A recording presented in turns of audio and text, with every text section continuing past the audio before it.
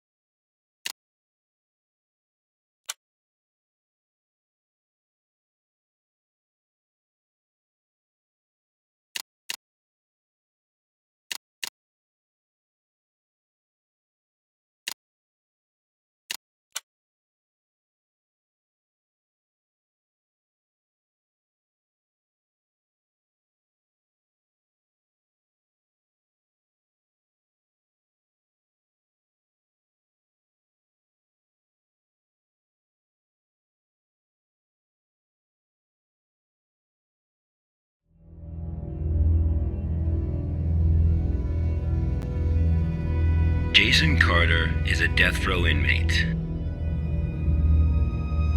In exchange for clemency, he has agreed to work with the SCP Foundation for 30 days.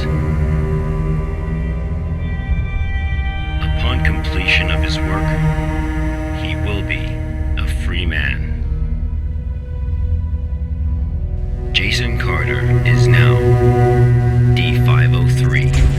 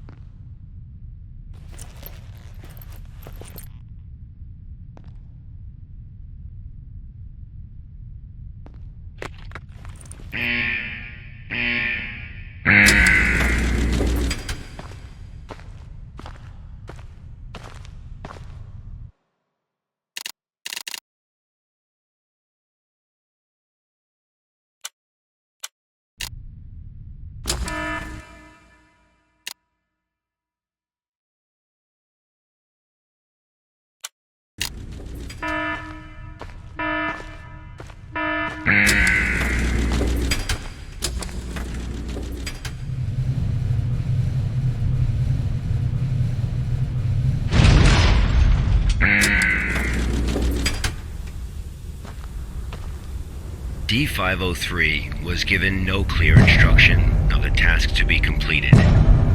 He must find them out for himself.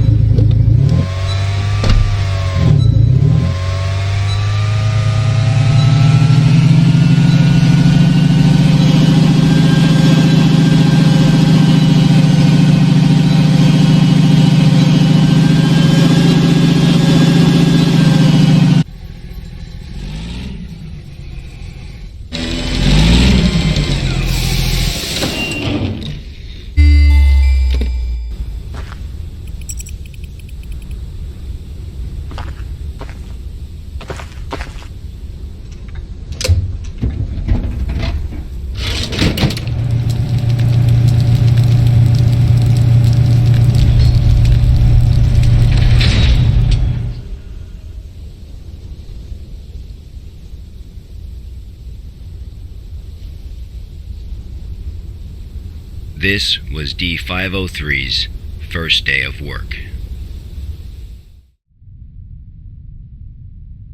SCP protocol mandates that D503 now undergo a psychological evaluation.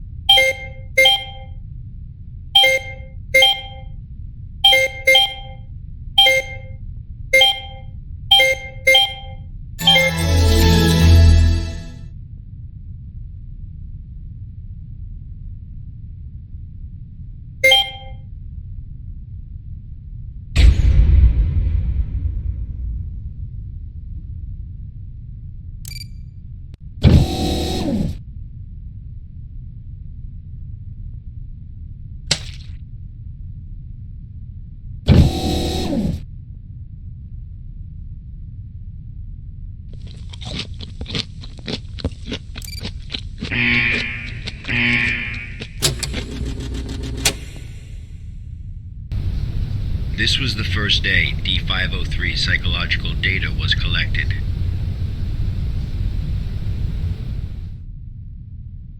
You're probably wondering, how can this job earn freedom for a death row inmate?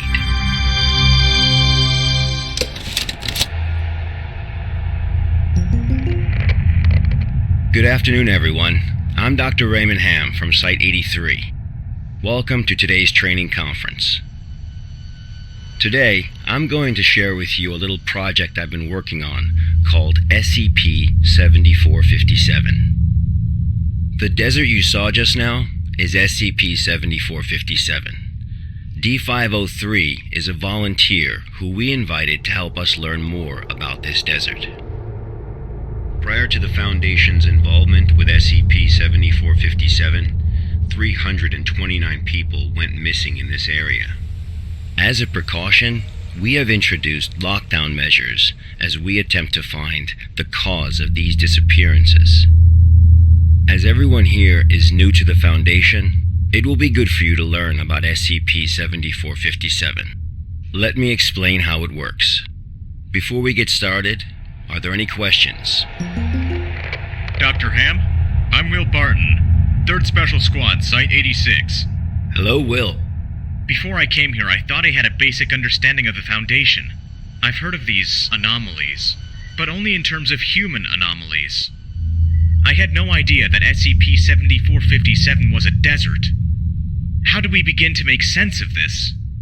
That's a good question, Will. All the unexplained phenomena we are monitoring are being labeled anomalies. Human anomalies, regional anomalies, artifact anomalies, and various other phenomena beyond our control. The work of the Foundation is to isolate these anomalies and prevent the public from, shall we say, experiencing them? Okay, next question. Hello, Dr. Ham. I'm Mark Harris, a research intern from Site 27. In the video, we saw D503 picking up garbage in the desert. Why did it do that? And what does this have to do with anomalies? Okay, Mark. What I can tell you now is that everything you see is part of SCP-7457. SCP anomalies can be a little difficult to understand at first. Just know that it, or they, have their own rules. Perhaps you'll understand what I mean once we finish watching the video. Okay, let's move on.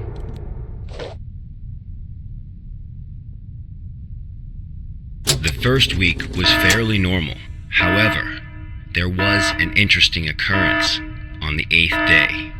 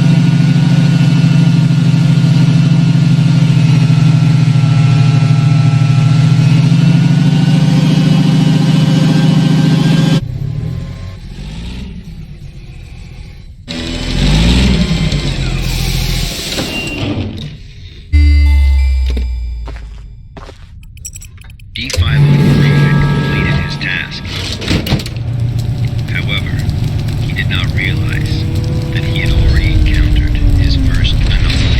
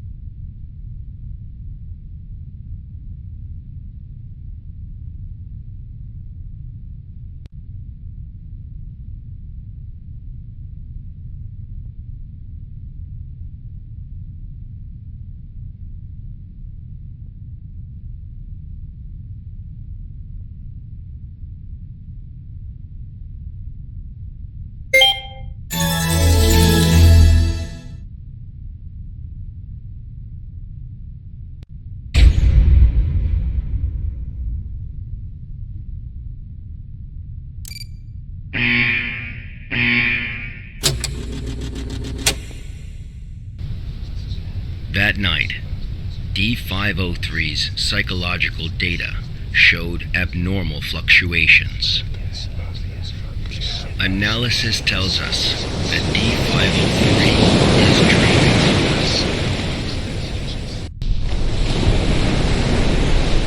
Unfortunately, though, we have no way of knowing what he dreamed of that night.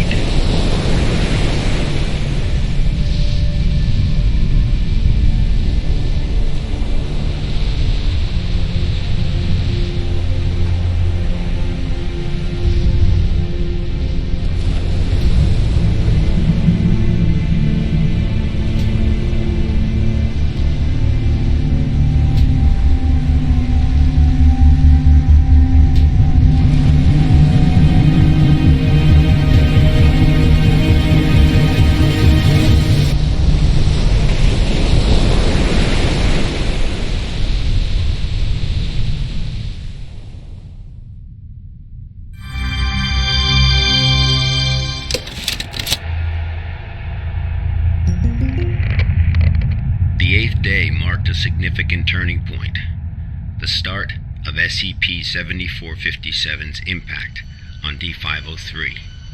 Are there any questions before we go on? Hello, Dr. Ham. I'm Spencer Jones from the Special Operations Department of Site-21. Hello, Spencer. It's still unclear as to why D503 needs to pick up all of this trash. If you wanted to monitor his psychological response to SCP-7457, why not just leave him out in the desert? Why assign him these tasks when there are already psychological evaluations taking place? Okay, our analysis has indicated that SCP-7457 produces a new cluster of trash every 8 minutes and 37 seconds. If waste collection is not done regularly, all that trash may soon flow into our world. It is worth noting, though, that the quantity of waste created here pales in comparison to the amount produced by humans. However, it still has the potential to become a significant problem in the future. By assigning these tasks to D503, we can monitor his reactions while also containing the trash. There is another reason, but we will get to that one later. Is it not the case that the Foundation is exaggerating the importance of a minor issue before the issue is fully understood? Okay, everyone. I must emphasize that behind us is the general public, who are wholly unaware of any of this. Being meticulous and maintaining a serious attitude is essential at the SCP Foundation. Any oversight or underestimation of the enemy may result in disaster. Thank you, Dr. Ham. I understand. Good. Let's move on. The effects of SCP-7457 on D503 became most obvious on day 15 of the test. Due to the conditions that day, we were only able to track his movements after recovering data from his radar. It was definitely a bad day, perhaps the worst, even for a death row inmate.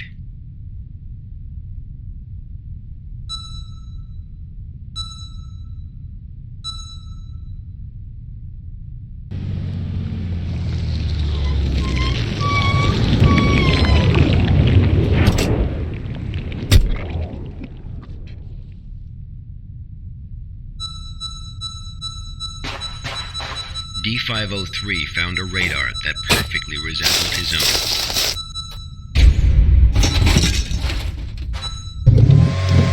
However, D503 didn't seem to think much of it.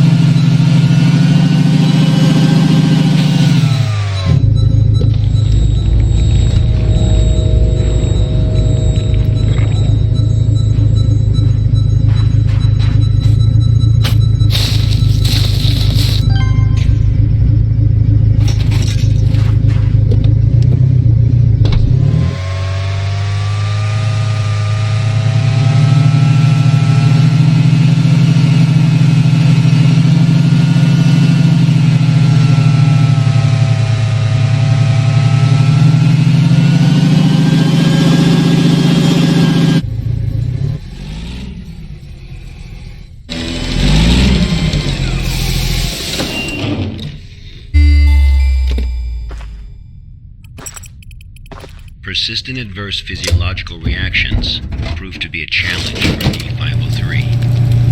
He still managed to complete his work on day 15.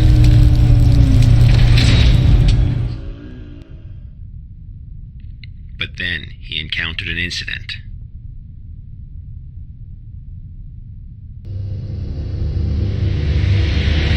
A sandstorm.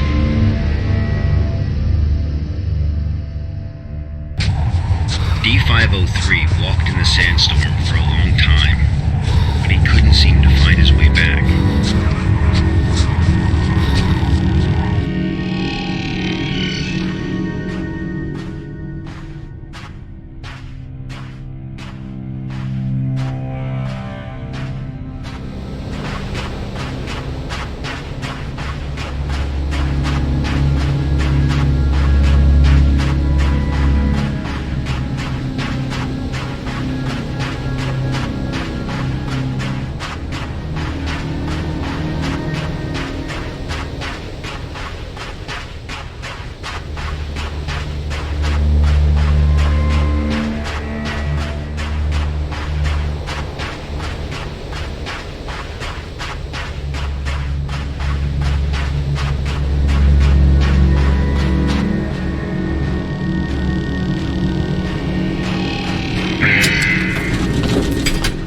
D503 managed to find a site just as he was beginning to grow weak with exhaustion, a site he was not familiar with.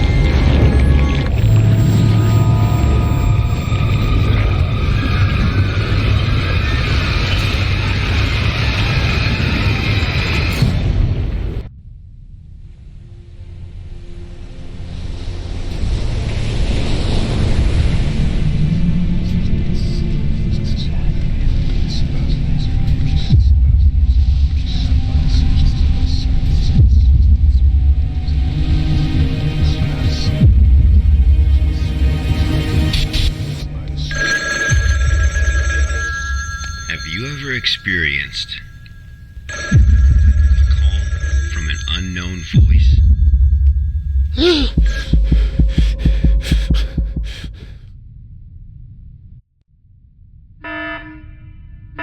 Approximately 13 hours later, a visibly trembling D503 returned to Site 8. We immediately performed a psychological evaluation.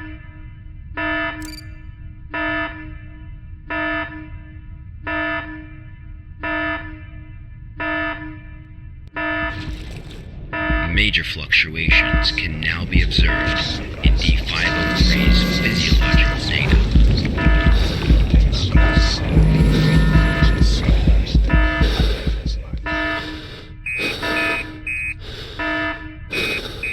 The results of the psychological evaluation were so troubling, we had to abort the mission.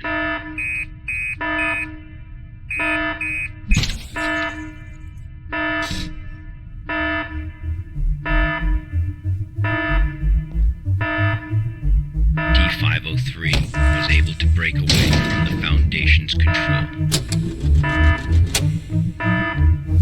He has seen the test results of all level 4 personnel were analyzed at SCP-7457. That's right, none of the level D personnel at SCP-7457 have ever been able to leave this desert.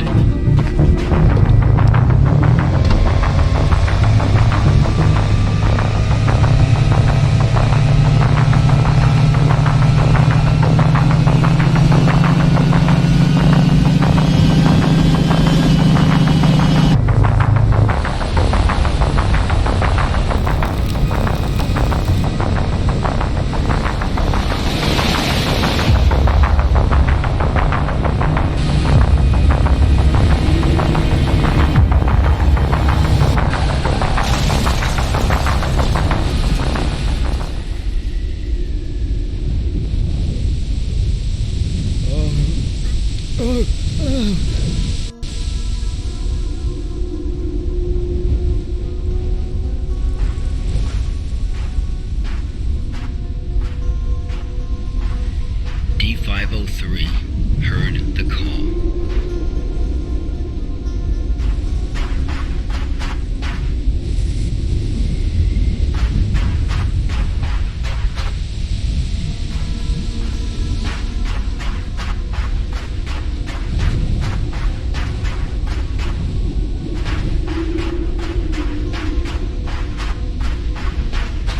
Humans often believe that their fate is in their own hands, that all choices come from their own free will. They don't realize that we humans form only a small part of this world. Out there, in the unknown world, we are as insignificant as a grain of sand in this vast desert.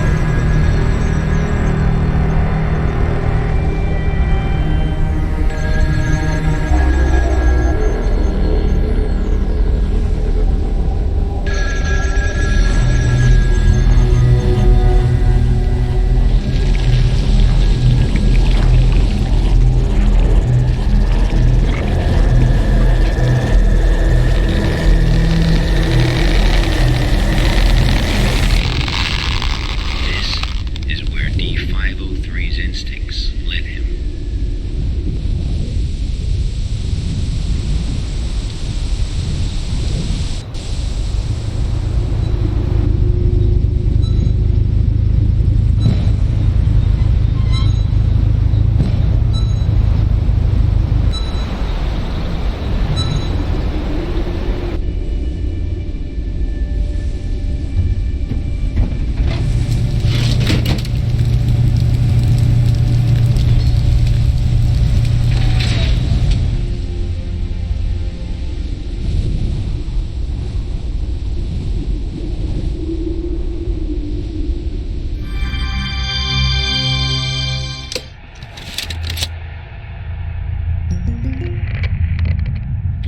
Days later, experiment participant D722 found the radar that had belonged to D503. The radar was 31 miles away from the waste treatment facility. All the data we have came from this radar. People entering SCP-7457 will suffer varying degrees of psychological stress within an acute period. It manifests as a range of neurological and mental disorders, as well as severe and unexplained hallucinations.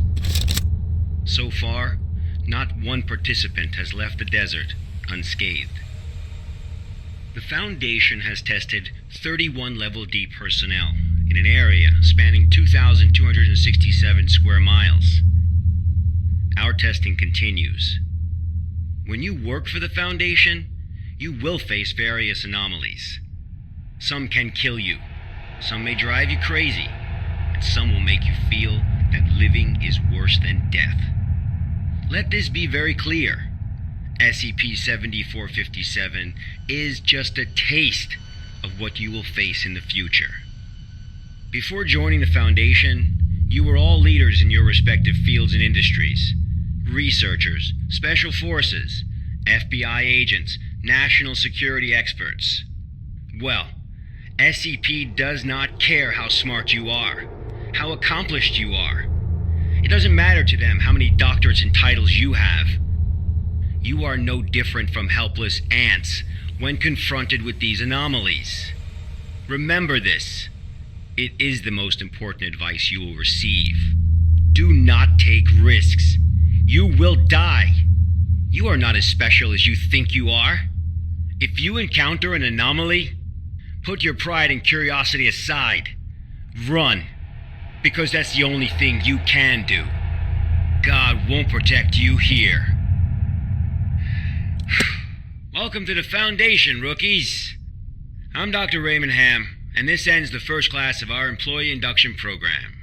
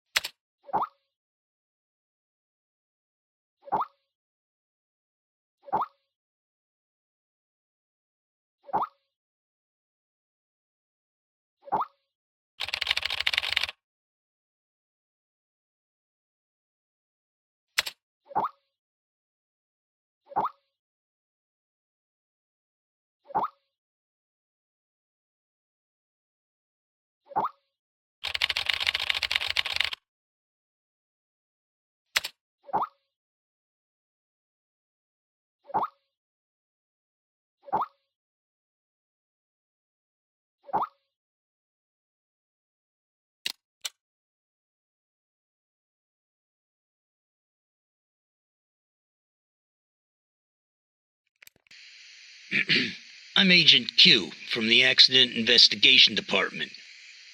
Containment breach occurred at Pony Station and contact with the Foundation has been lost.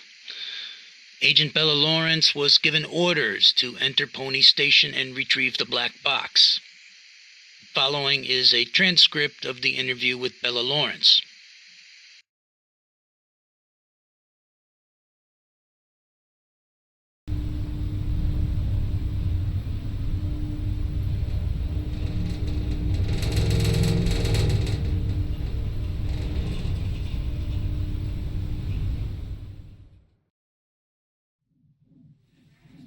Heart rate 105. Blood pressure 175 over 110. Experiencing mild convulsions. Administer 5 milligrams of methanol to help control blood pressure. Bella? Bella?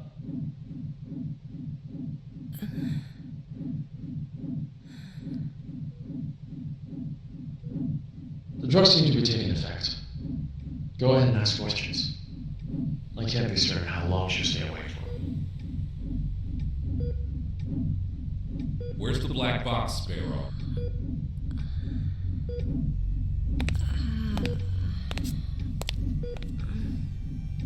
Three days ago, you were tasked with investigating the situation at Site 74, Pony Station. You were assigned to retrieve the black box. Now, out with it. Where is the black box?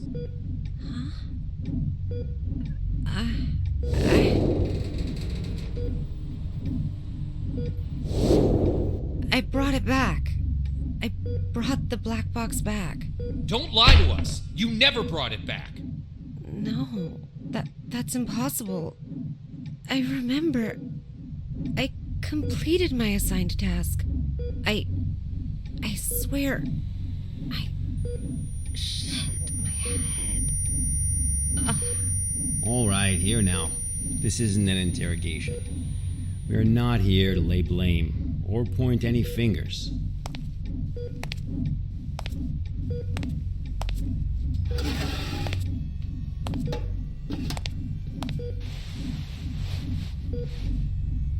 Bella, I'm terribly sorry to have to bother you in such a state, but it is critical that we find that black box. We need to know what happened at Pony Station. My memory's a mess at the moment. That's fine. We'll take it slowly, step by step. Why don't we start from the moment you received your mission? Tell us what you remember. I'll try. That night.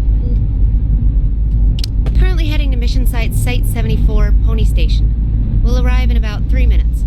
Very good, Sparrow. It's been 48 hours since the Foundation lost contact with Pony Station. SCP-701 experiments there have been ongoing. We have reason to suspect a containment breach. What is my mission? According to Foundation Security Regulation 709S, each site must have a black box placed in a secure area to assist in identifying the cause of an accident, should one occur. Your task is to investigate the situation and retrieve the black box. Black box? Got it. Okay, I've arrived.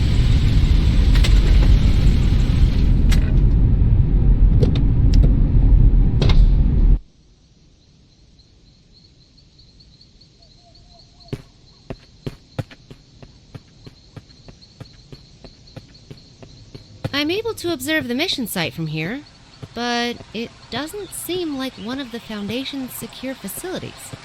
Pony Station, officially known as Site 74, was originally a hydroelectric power station. After it was abandoned, the Foundation repurposed it as one of their sites. Initially, it was used only to contain a few safe-level anomalies, but recently it's also taken over SCP-701. I don't know all the details. We won't know the truth until you retrieve the black box. Got it.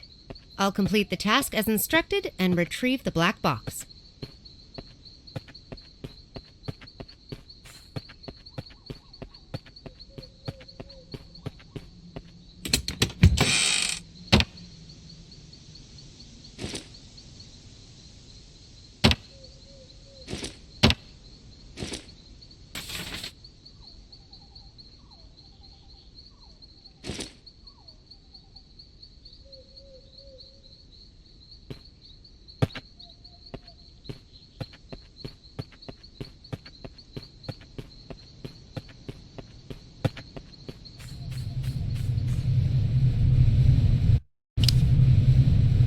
I've just entered Pony Station. Retrieve the black box from the lab.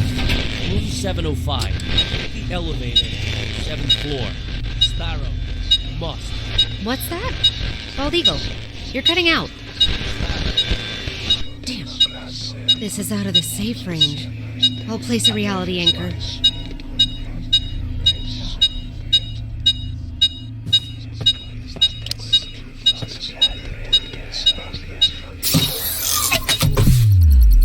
Okay. Much better. Now let's find that elevator.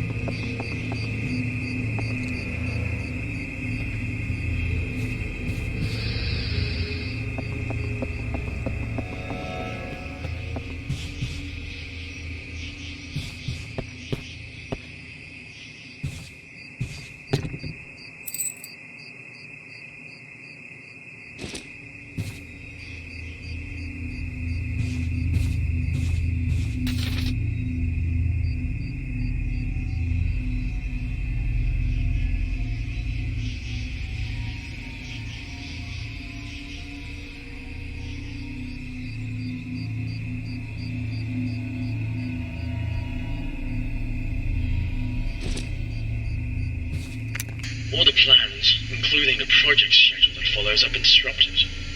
The actors of the whole site is theirs. They managed to procure a goddamn script from God knows where, and they've taken over my laboratory accordingly.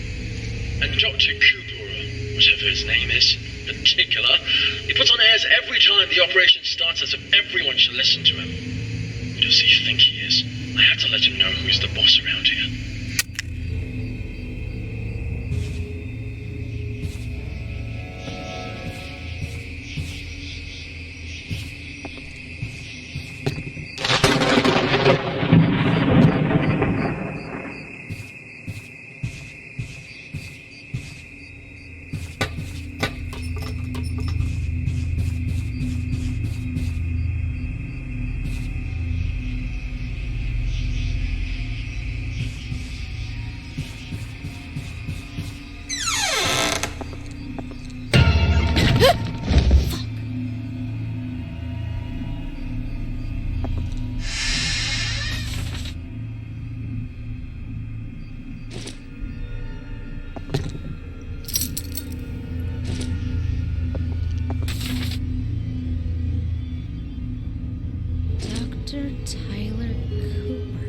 I've heard of this guy.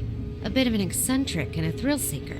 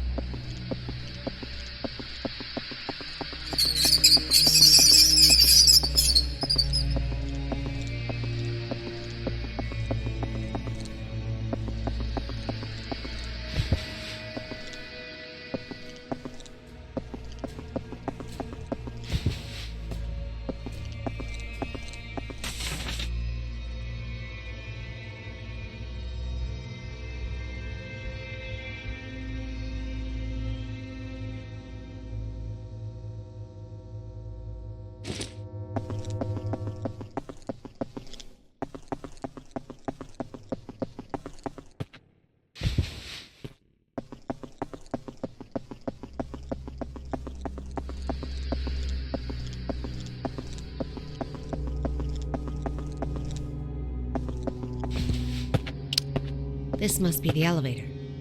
To the 7th floor, then.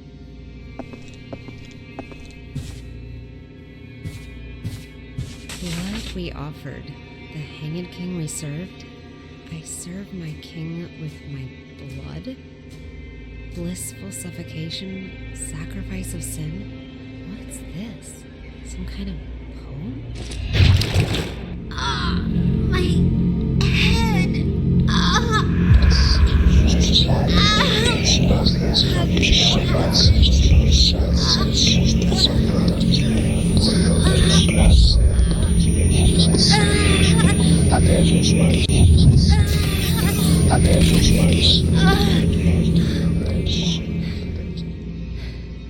Holy shit!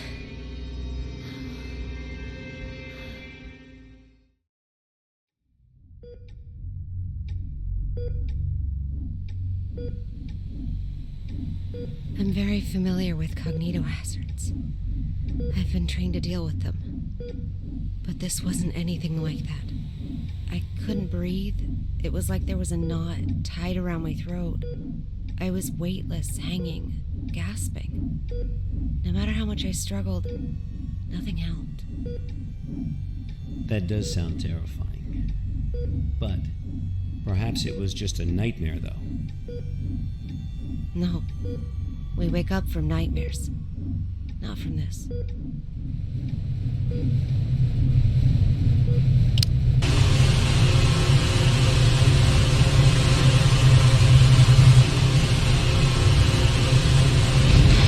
Are you kidding me? It's even before. I better place a reality anchor.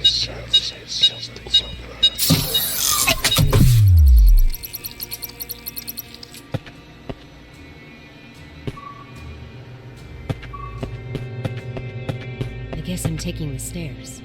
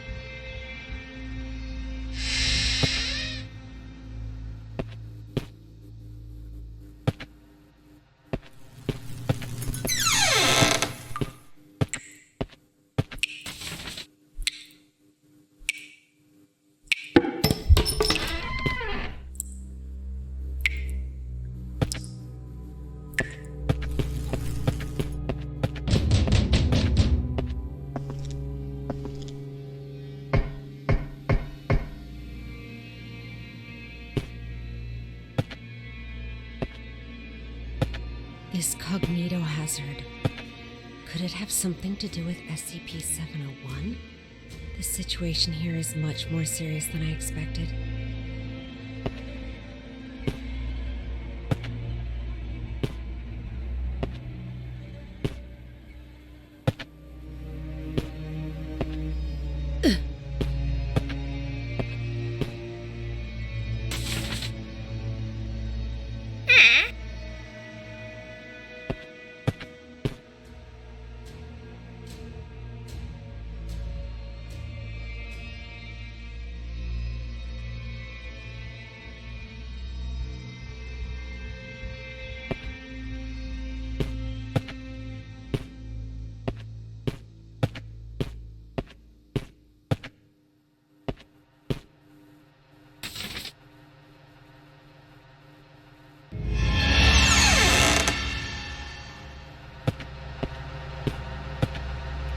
It's all very unusual these days. Many people have come to the site, but they haven't registered with the authorities. I've heard that Cooper and his team are rehearsing a script into a play, and that all participants are required to record their daily status. My experiment has to be put on hold because there's no one left to work on it. It's not right. I'll write an email to the minister and inform him of the malpractice going on here. Who's that?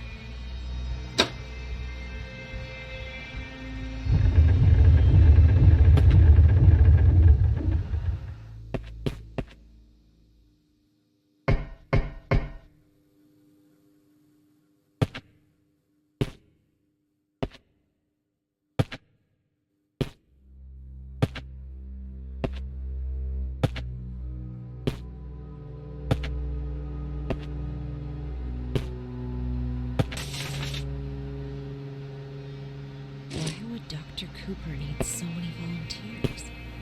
And what on earth is this SCP-701?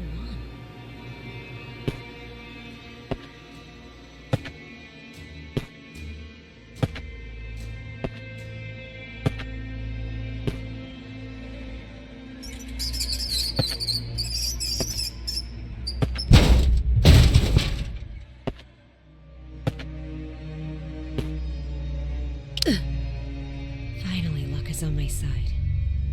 This ought to get me to the 7th floor.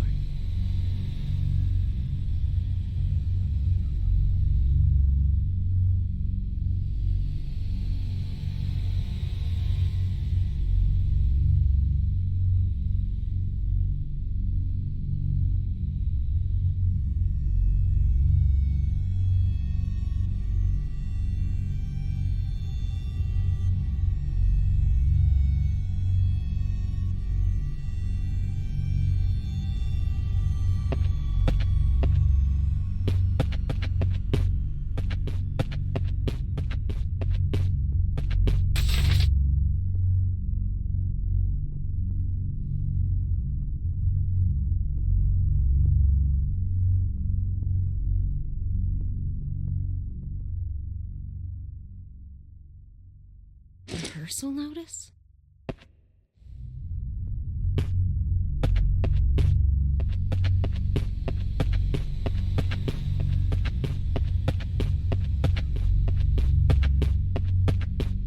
What the hell is going on here?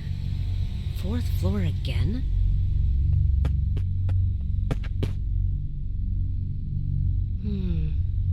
The way out of here might have something to do with these clocks.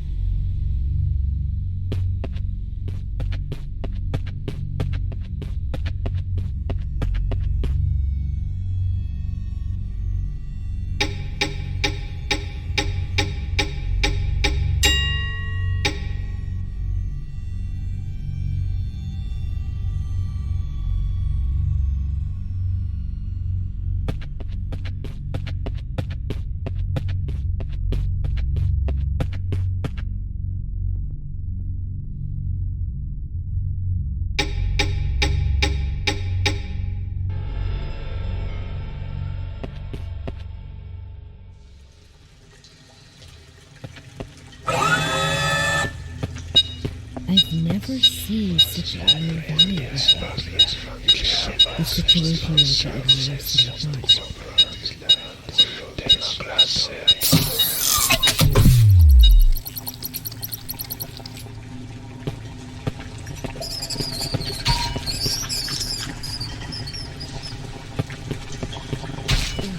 What is that smell? When was the last time I cleaned this place?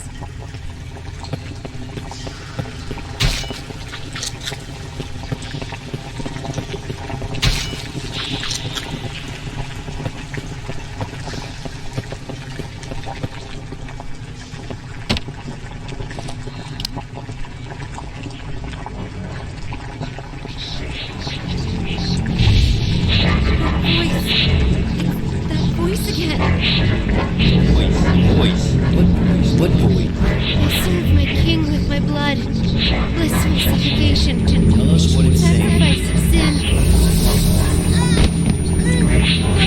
No!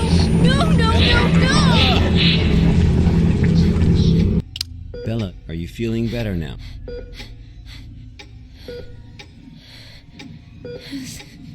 Suffocation. Like a rope looped around my neck, pulling tight. Weightless. Hanging. Nothing around me. Just my feet dangling, struggling, fighting. It will swallow me and make me its slave. Bella, you are completely safe here. Nothing can hurt you. Okay, Let's continue. The situation there was much worse than expected. Much worse. I knew I had to get in touch with the Foundation. I managed to find a phone, and I called for backup.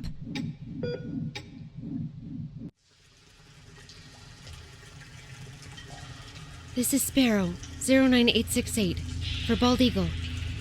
I'm at Pony Station on the 7th floor. The situation here is much worse than expected. I need backup. Bella, are you sure this is actually what happened? What do you mean? Yes, of course I'm sure. Come on, Bella. Try and focus. What are you talking about? Bella, you never made that phone call. Of course I... What? Pony Station was completely cut off. There was no contact with the outside world whatsoever. A phone call? That would have been impossible. No, but I saw... What did you see, Bella? Tell us what you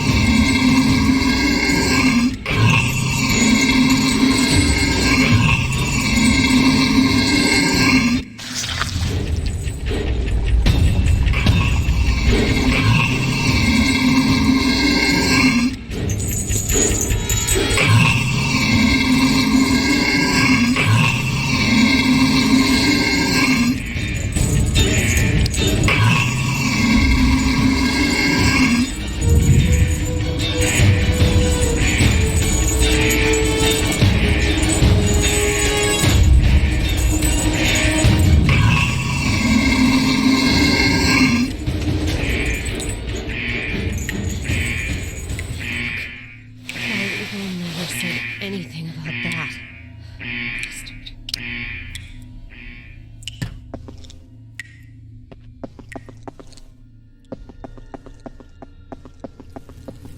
Looks like something bad happened here.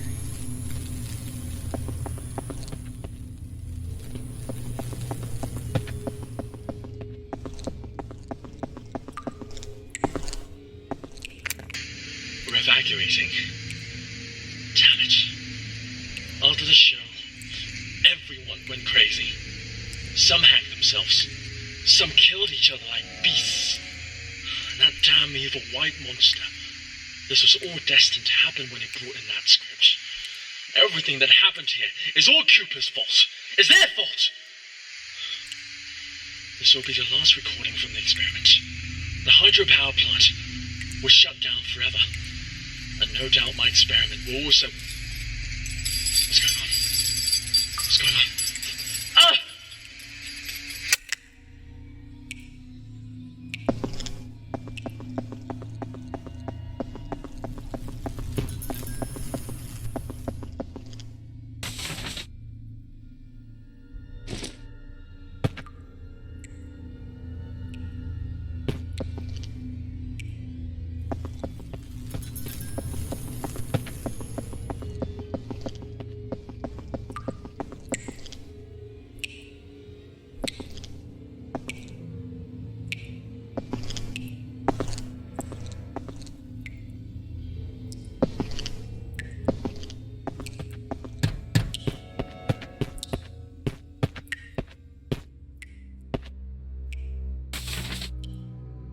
Rehearsals? A play? What is up with this SCP-7? 701 experiment.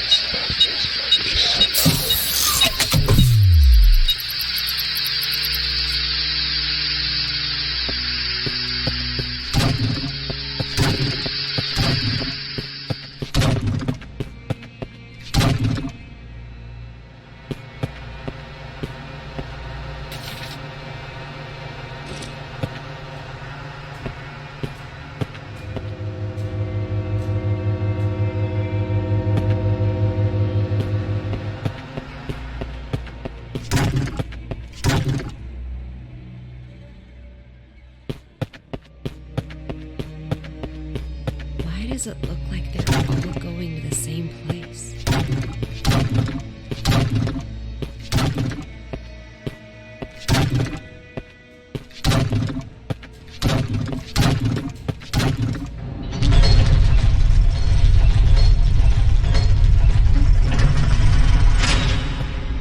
The black box.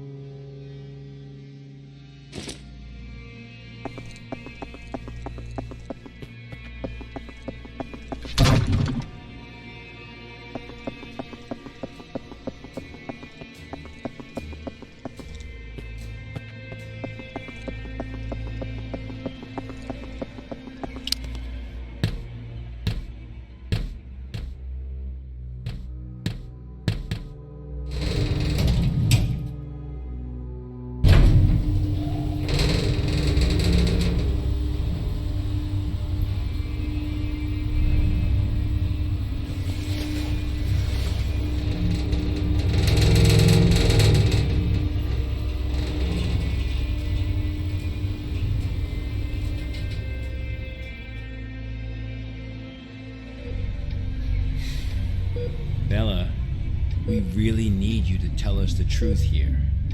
What do you mean? I'm telling you the truth. I completed my task. I retrieved the black box from Pony Station. Looks like the cognitohazards really did a number on her. What are you talking about? I'm fine. Bella, there was no black box in sight when we found you. That's impossible. I'm positive. I know I had it in the escape elevator. And there is no escape elevator in Pony Station. None of what you're saying adds up. But that's impossible. It's just impossible. Look at me, Bella. Try and focus. What really happened? What really happened? Bella, think Carefully. I...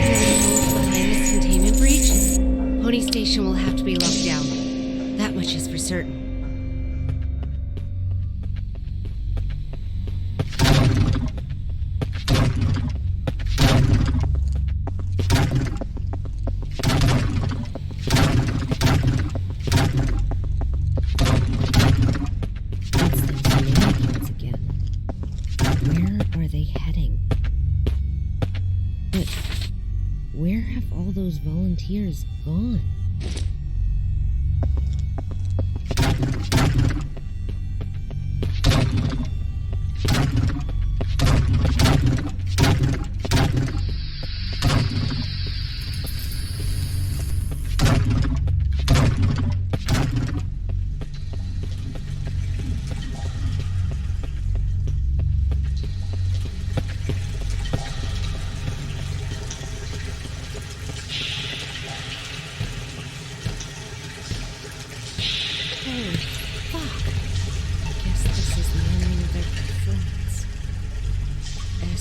SCP-701, The Hanged King's Tragedy.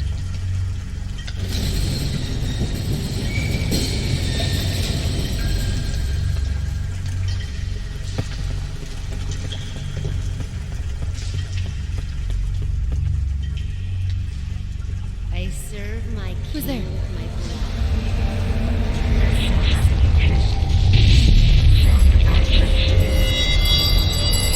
blood.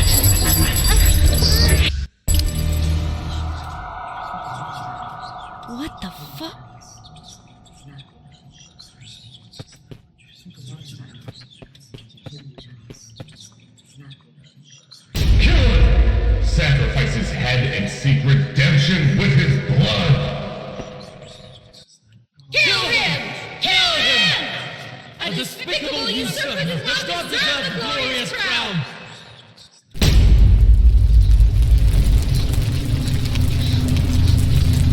What is going on? It's the goddamn cognito hazard again. I need to leave right now.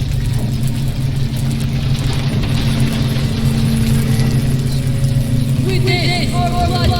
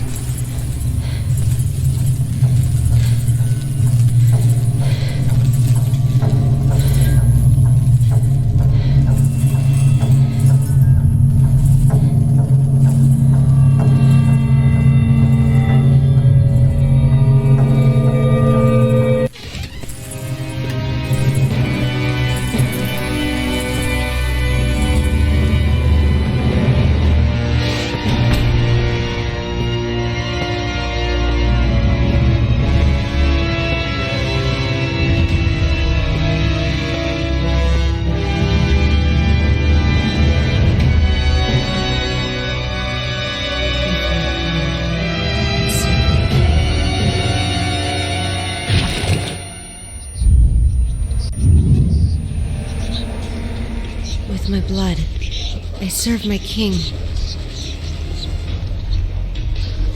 With my blood, I serve my king. With my blood, I serve my king. With my blood, I serve my king. With my blood, I serve my king. With my blood, I serve my king.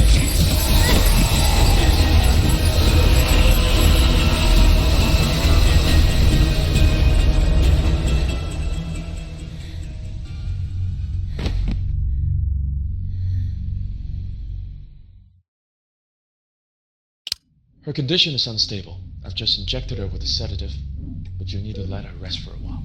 Thanks, Doctor.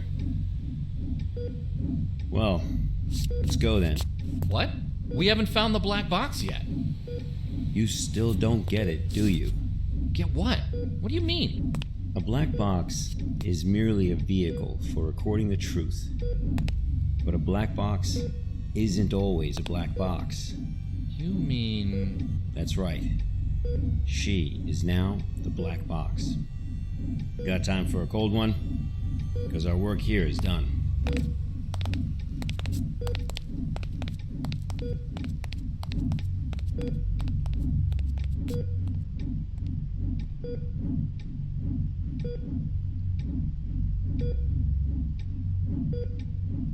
I serve my king with my blood. Blissful suffocation. Sacrifice of sin.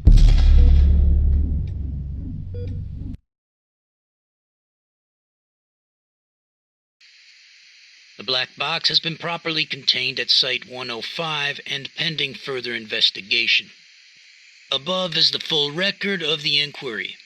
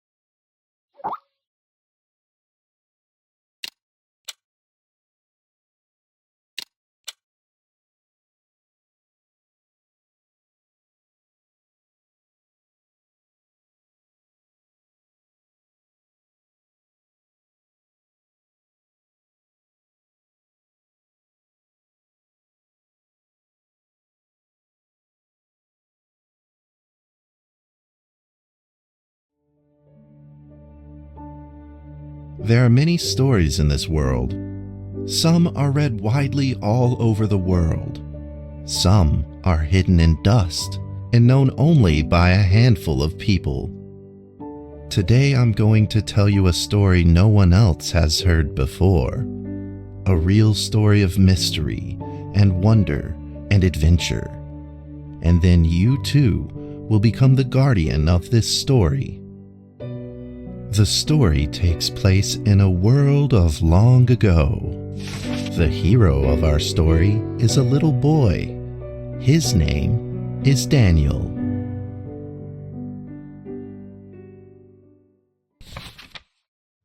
One day, out of nowhere, Daniel got a serious case of chickenpox. It made him look like a strawberry. To make sure he didn't spread it to others, Mrs. Page, the principal, had him isolate in an attic. And so, in the attic he lived, all on his own.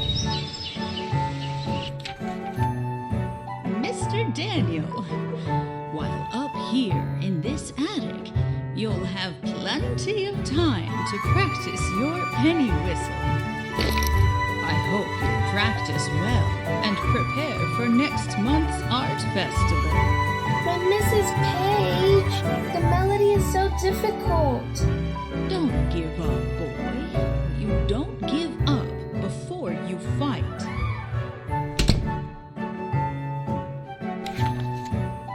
Daniel was reluctant at first, but he trusted Mrs. Page, and he knew he should listen. And so he practiced the penny whistle.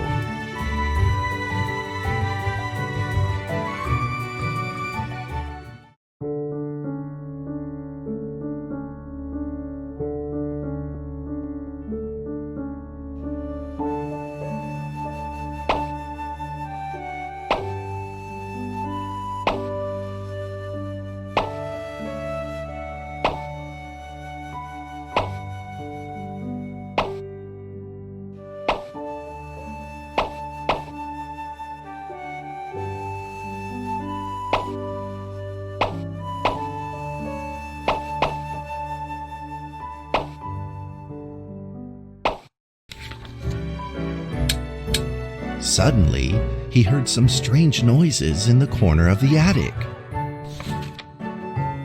Huh? Who's there? Daniel decided to go over and take a look.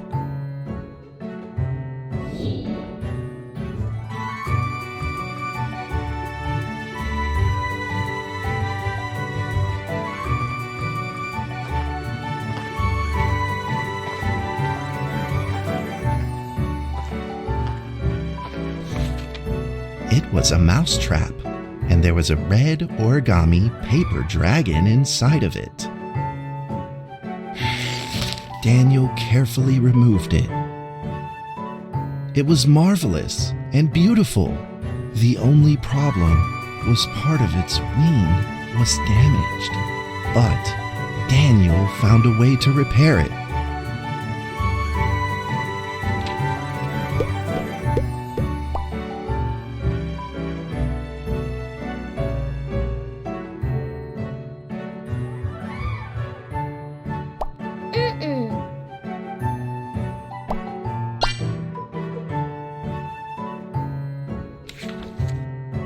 Daniel held the repaired paper dragon high up in the air, imagining that it soared over all the world below.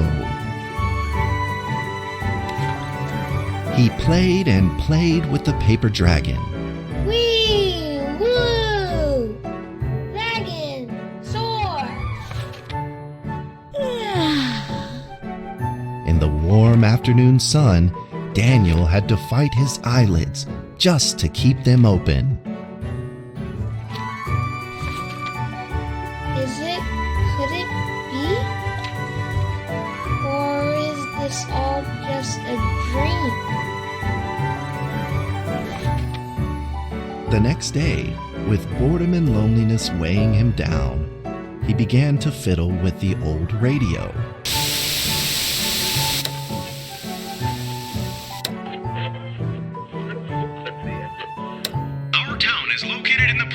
Where earthquakes are not particularly common. Although there are 17 fault zones around us, they are all inactive.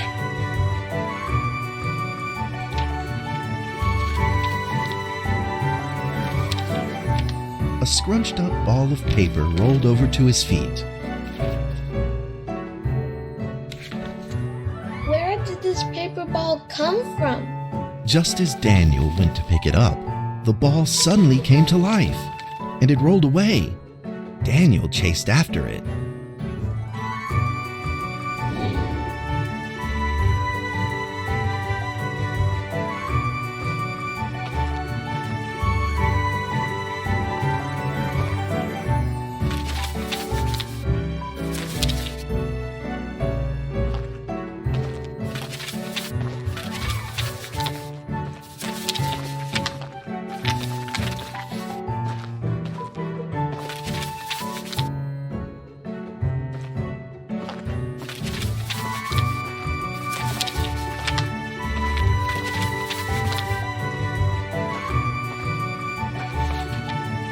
Just as he was about to seize the rolling paper ball, suddenly, terrible sparks erupted from it.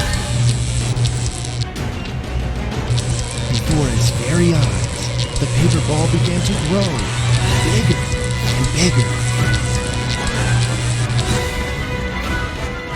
At that moment, a red figure suddenly appeared. The red figure quickly subdued the paper ball and threw it into a cardboard box. Daniel studied the red figure carefully.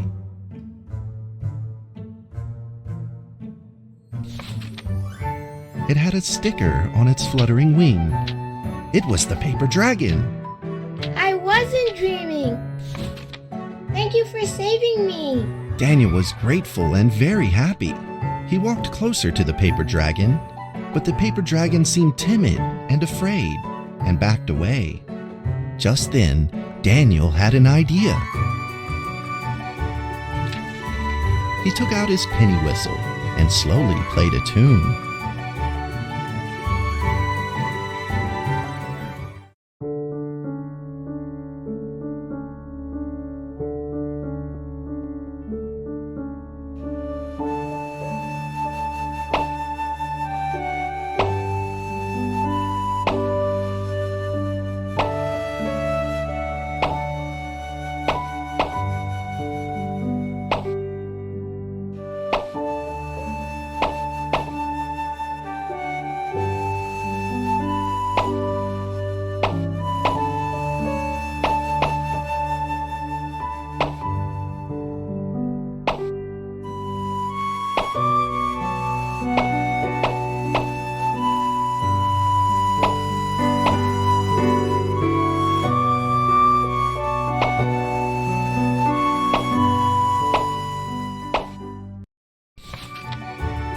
The paper dragon enjoyed the sound very much. It began to move along with the rhythm, flipping up and down in the air. Soon the two were playing and dancing, just like old friends.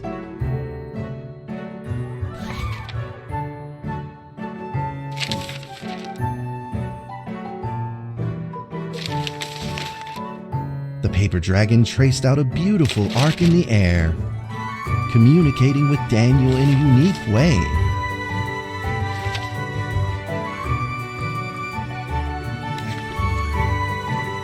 My cherished friend, after many long years, we finally meet again.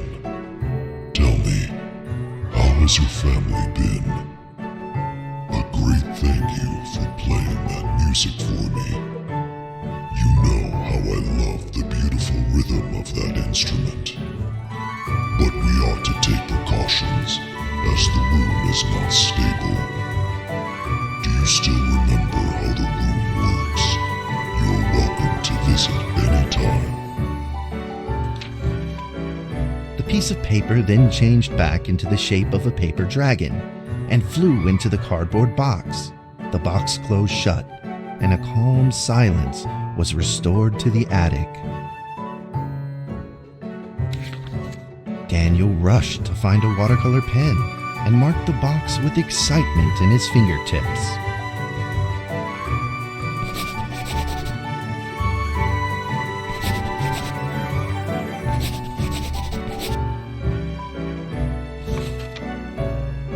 Over the next few days, the paper dragon came out often to play with Daniel. During this time, Daniel introduced many of his friends to the paper dragon.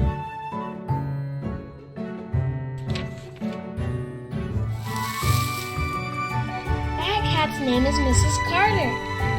Ever since I secretly fed her some fish for dinner, we've been good friends. That's Duke. This is Jessica's pet. He doesn't like rainy days or Mrs. Carter. Only smoked sausages for his taste. And now, we are friends too. My name is Daniel. What's your name? The paper dragon flapped its wings, as if it didn't understand him. Well, since you like the sound of the penny whistle so much, why don't I just call you Penny? I'll keep practicing to make it sound better. Daniel and Penny then played baseball together in the attic. Let's play cat.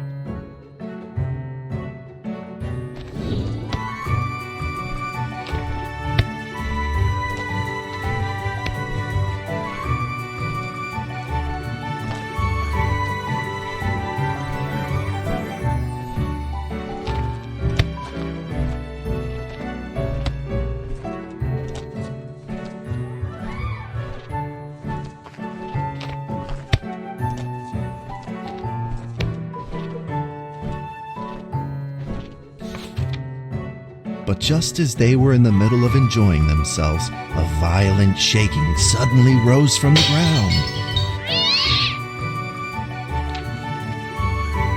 The stubborn earthquake is back at it, folks, and it seems even stronger than last time. At this moment, the box suddenly shot open, and thick clouds of smoke billowed out, followed by several paper balls.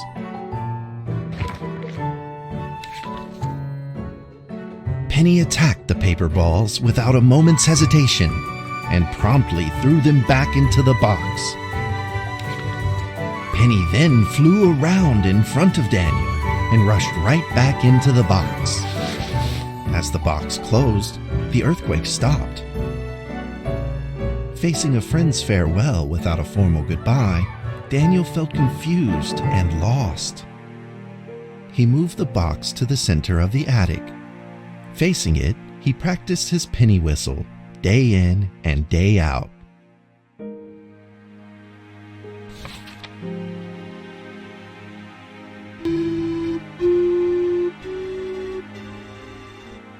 As the days went by, Daniel's playing became smoother.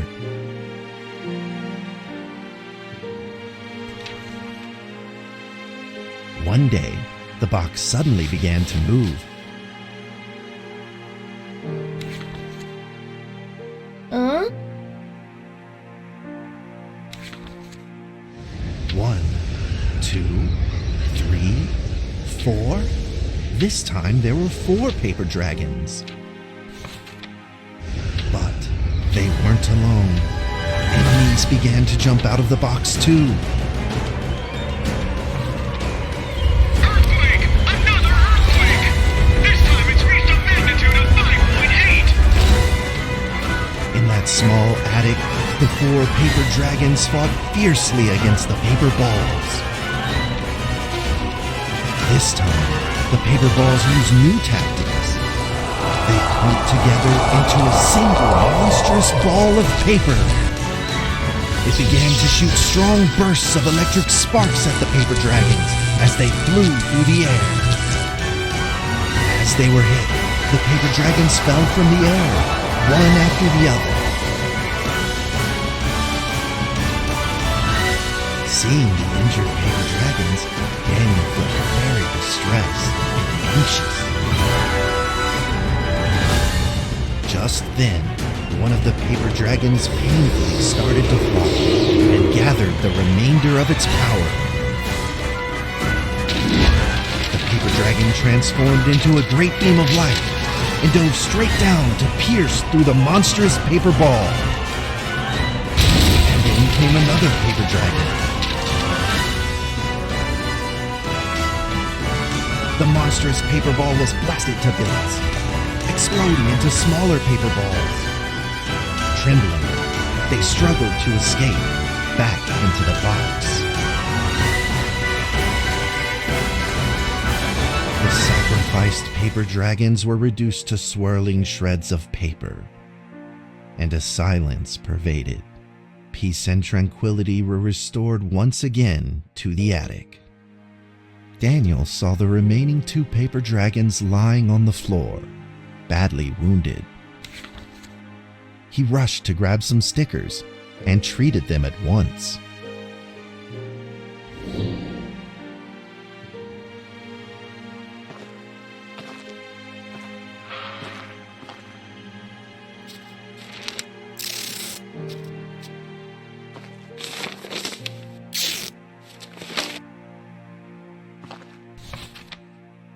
Suddenly, countless paper dragons began to gush from the box.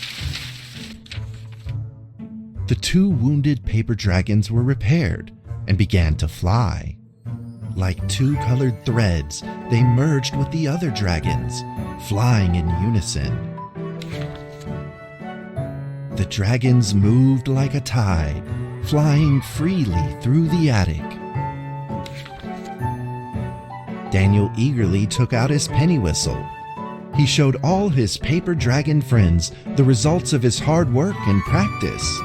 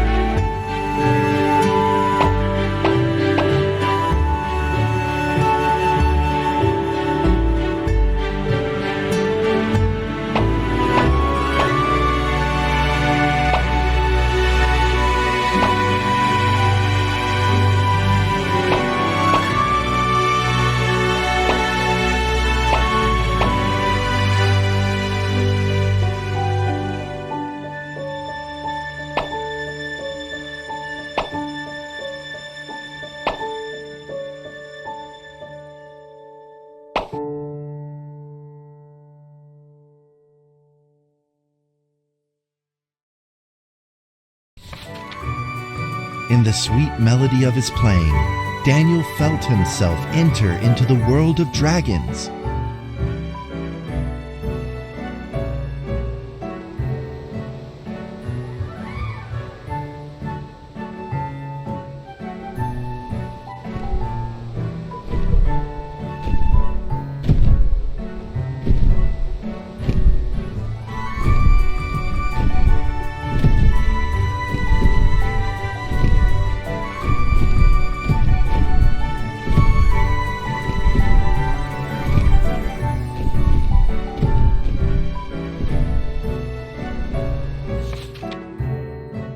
The paper dragons merged into a long letter and floated down towards Daniel to tell their story.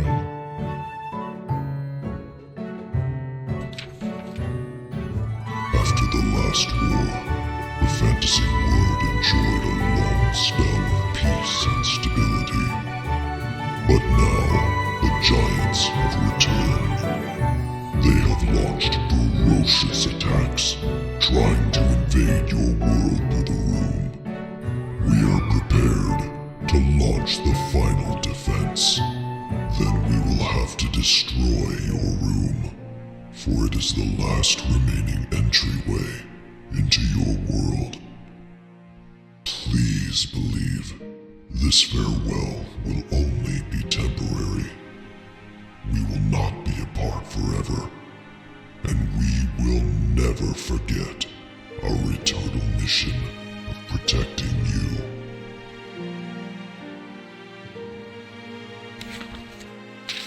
At that moment, the paper dragons flew back into the box.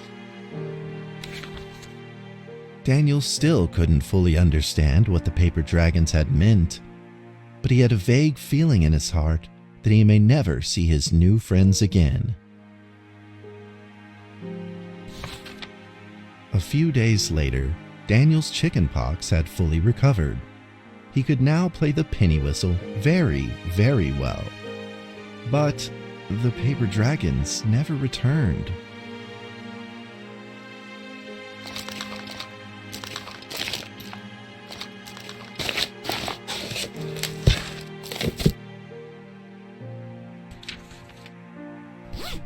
Maybe it was time to leave and move on. Earthquake warning! Magnitude 6.2! A massive earthquake is hitting our town! All townspeople, please leave your houses immediately and move to safe open spaces! Just then, countless paper dragons shot from the cardboard box. However, it seemed like they were under attack, spinning and falling through the air in confusion. What's happening? Daniel quickly grabbed the stickers out from his bag and did his best to heal the injured paper dragons.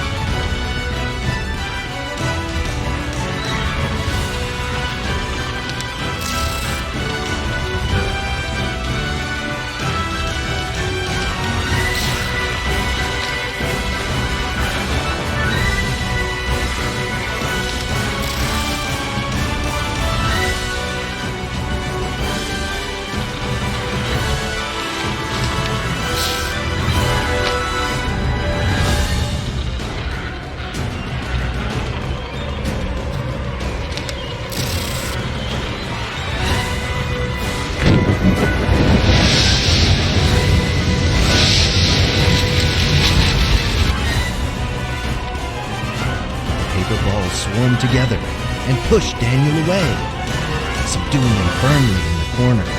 He couldn't move. Suddenly, ominous clouds rose from the box, and a violent lightning flashed through the room. The figure of a giant slowly emerged from the thick clouds, and the entire attic became overwhelmed with its evil aura.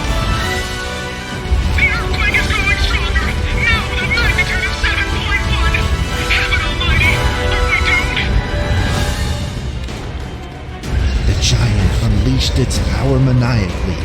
The paper dragons struggled against it, with no means of fighting back.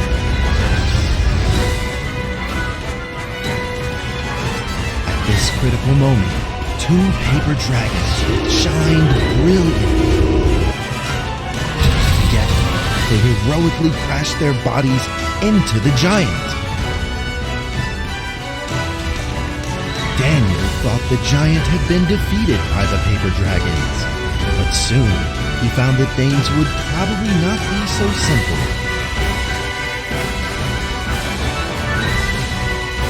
The giant's figure could still be seen in the thick smoke, looking evil and terrible. The attacks of the paper dragons had had no effect, and the giant had only grown stronger. It fought back with a new ferocity. The paper dragons were simply no match for it. The earthquake is going stronger still! The greatest disaster this town has seen in over 100 years! My heavens! Will this nightmare ever end?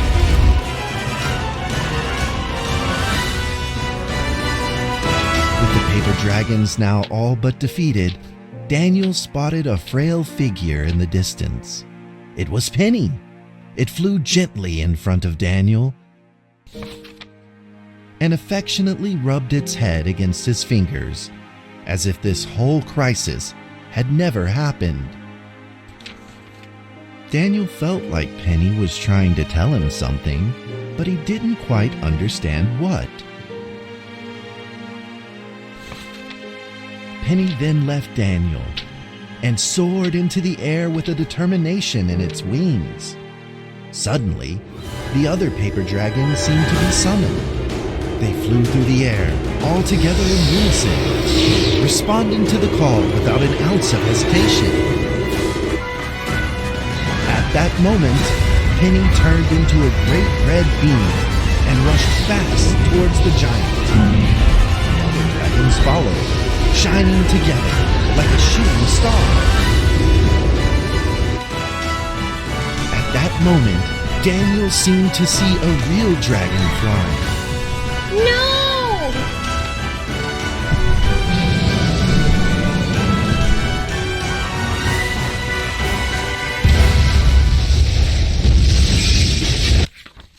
The huge explosion from the impact drowned out everything else in the attic.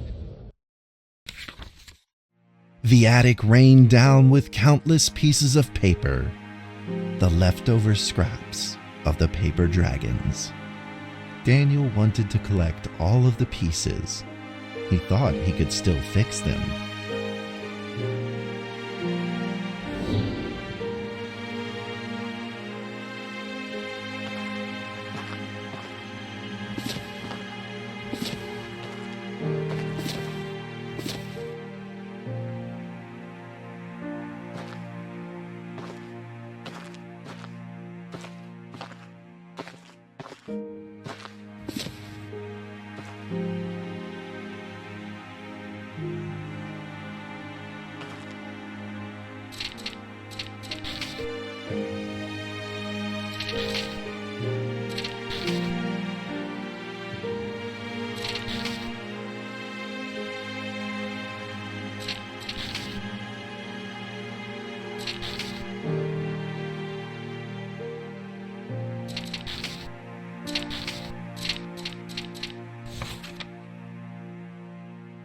Goodbye, my friend.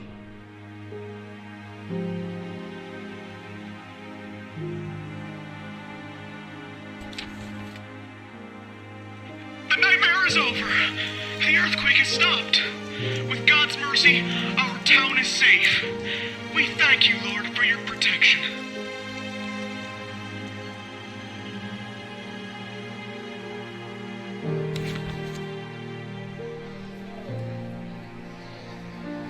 A few days later, the art festival was held as scheduled. Daniel attended the show with his penny whistle.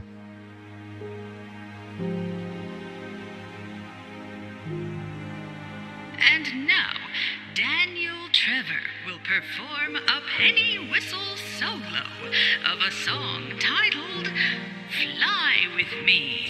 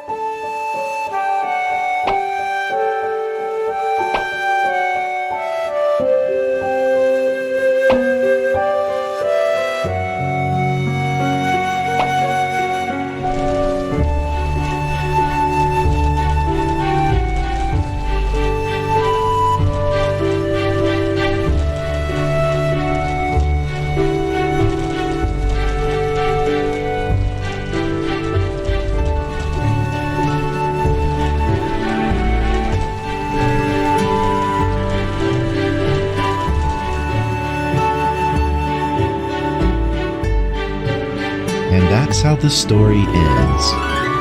Now, you might be wondering, what happened next? Are there still paper dragons in the world? Well, that's a difficult question to answer. But I believe that they are still protecting us somewhere in this world, just like they promised they would, forever, into eternity.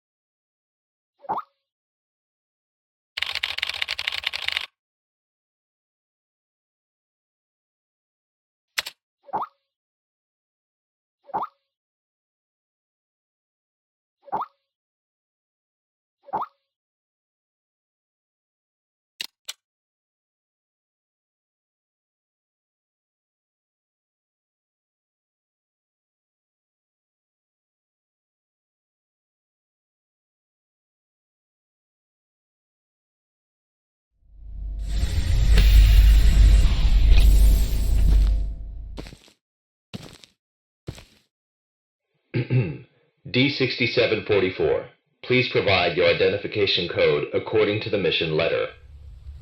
4 and 20 blackbirds. Tell me, Doc, when was the last time this rag on my head was washed? D6744, according to the 7th edition of the Security Regulation Amendment, you must first provide your identification code. Otherwise, you will be executed. All right. 4 and 20 blackbirds baked in a pie. You're a real fan of these formalities. Everything's got to be right by the book with you. Oh, God. Fuck. Mike Donald, consciousness intrusion expert, former leader of MTF UP2, codename Spider. Now, Level D personnel, number 6744. Enough with these damn formalities. Just what the hell you want me to do? D6744, do you know about the Witch Plan? I've heard the name, that's all. The plan is under the direct command of O5. Every last detail of the plan is protected by the strictest confidential terms. So what? D6744, what you're about to witness is top secret information of the Foundation. The hell is going on? A few hours ago, something went wrong with the Witch Plan experiment. The energy of the human anomaly, SCP-239, is out of control and has begun diffusing outward, disintegrating everything it touches. You guys seriously never cease to amaze me. SCP-239 is now a ticking time bomb. She could go off at any moment. D6744, I need you to enter the consciousness of SCP-239 to stop this bomb from exploding. The neural key is fully charged and ready to enter the target consciousness space. Begin the program. Consciousness begins to link. D6744, we don't have much time left. 3, 2, concise.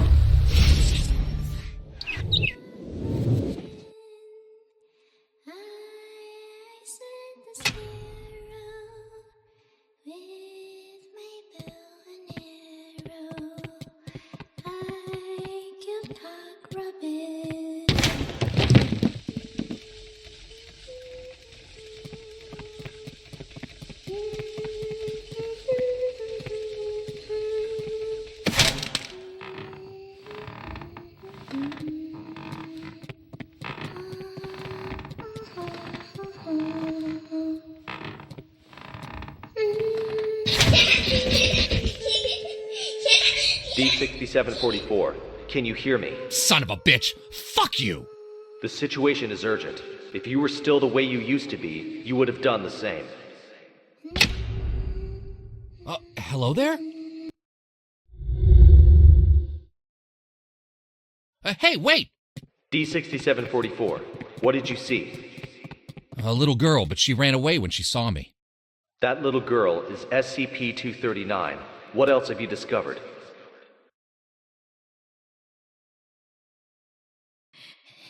Sorry. I'm sorry. Help me. The girl's consciousness is severely damaged. That probably explains her total loss of energy control. Then how should we proceed?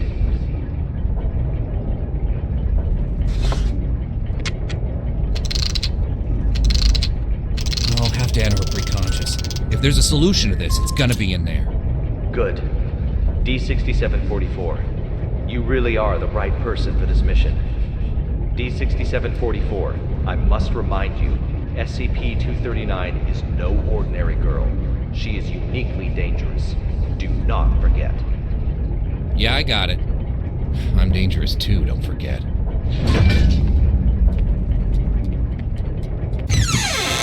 Time clock.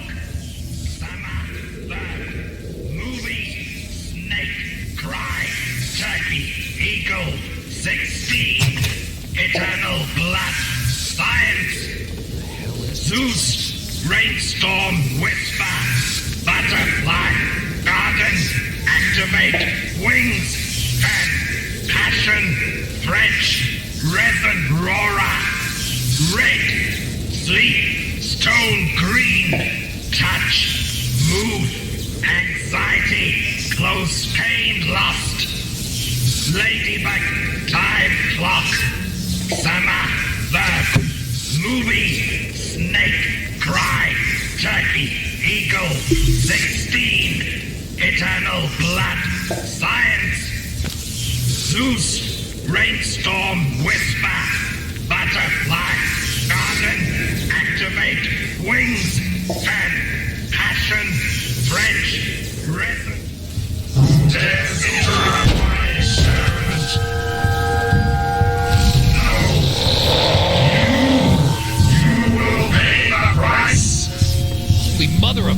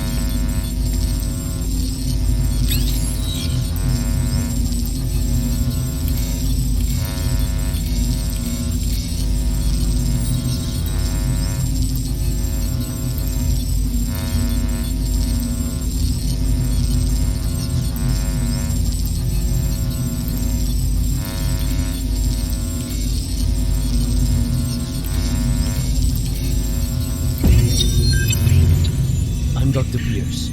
We are now conducting ability control test number 125 of SCP-239. Okay, let us begin.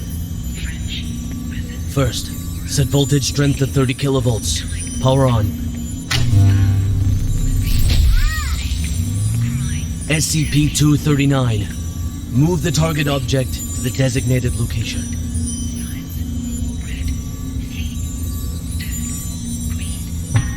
Ability control test number 125 has failed. The voltage intensity must be insufficient. I'll need a new test site, along with new equipment that can handle a greater voltage load.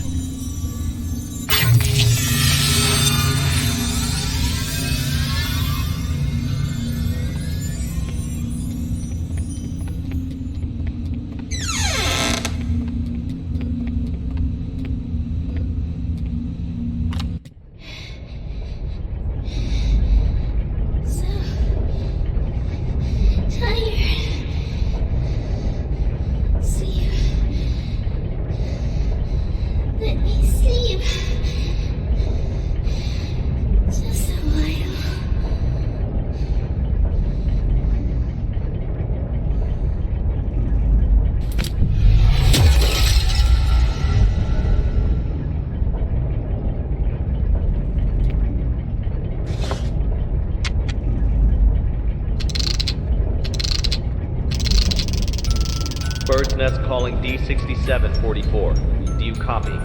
Copy. The energy of SCP-239 is still diffusing outward. What's your situation? Situation's more complicated than I thought. I'm gonna need more time. Be quick about it. I got it. Quit rushing me.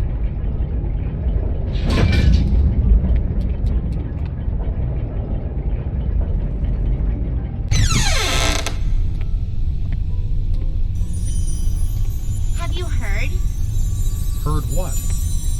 O5 is displeased with the slow progress of Dr. Pierce's experiments. They've appointed a new director to take over the project. You sure it's not just a rumor? Today's morning session was chaired by Dr. Pierce. It's true. Trust me. If I'm being honest, I don't really like Dr. Pierce. Something about him, just gives me the creeps. He's coming. Stop.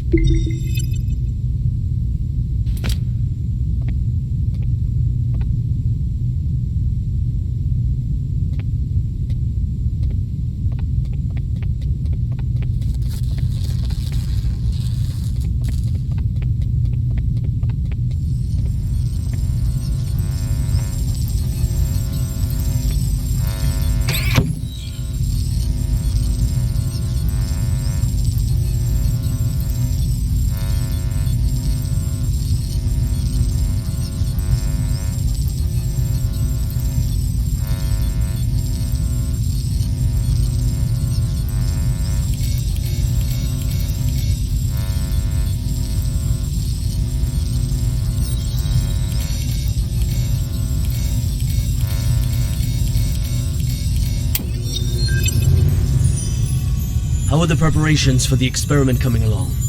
Equipment's been checked. Everything is ready. Good. Anything to be aware of? Sam went to the counseling room after yesterday's experiment. Give him an injection of amnestic agent and let Arthur take his place.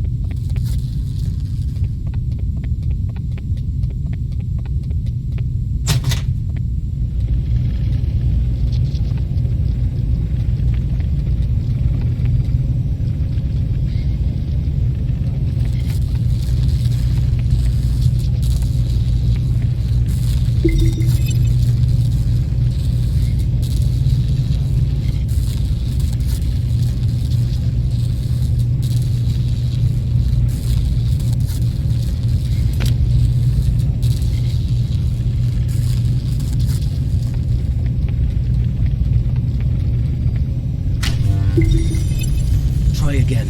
Set voltage strength to 250 kilovolts. Dr. Pierce, the heart rate of SCP-239 has now exceeded 160. Her physiological indicators are quickly approaching their limit. Perhaps we should consider pausing for a while. Continue. Pressurize. Set to 250 kilovolts. Go. Now. SCP-239. Pay close attention to my instructions. Crush that car in front of you.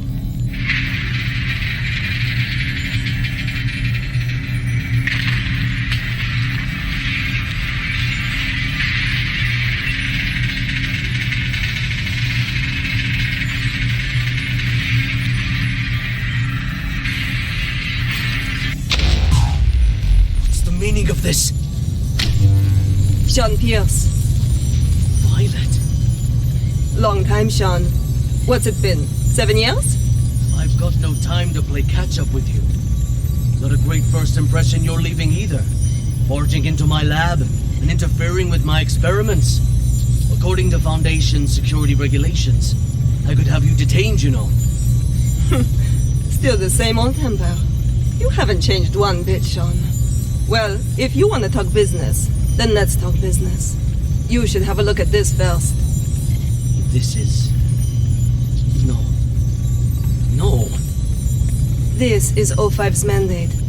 Effective immediately. Which plan? And all SCP-239 experiments will be led by me. No, No! This is a mistake! It's not possible! Don't take it personal, Sean. The simple fact is that the development of SCP-239 is moving too slow. They want a more ambitious approach. A new process, if you will. A new process? What new process? Just what do you know about process? Please, Violet, enlighten me. Sean, let us end our bickering with this. Victory comes to those who fight, and to those who last.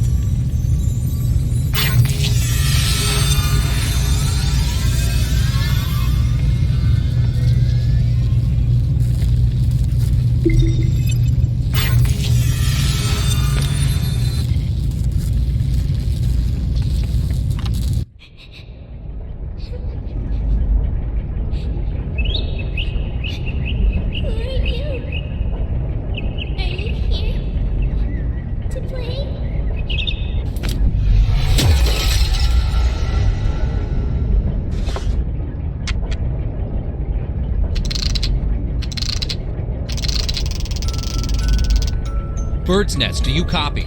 Copy, loud and clear. Just what exactly is Witch Plan? That's not your concern. Focus on the mission at hand. Stop the spread of energy diffusion released by SCP-239, and do it quick. Yeah, sure.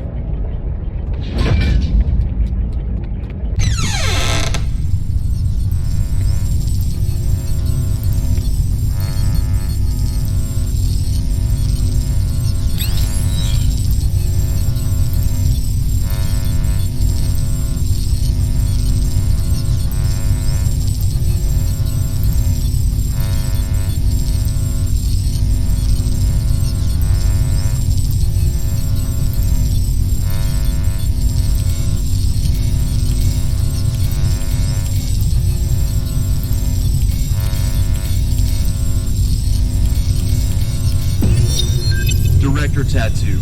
The storybooks and toys we ordered have arrived at C3 Warehouse. Good. How's the containment room remodeling coming along? The bed and daily necessities are all in place. The demolition of the ARB potential development plan will be completed next. Good and good. Now, how about the formal meeting with our little princess?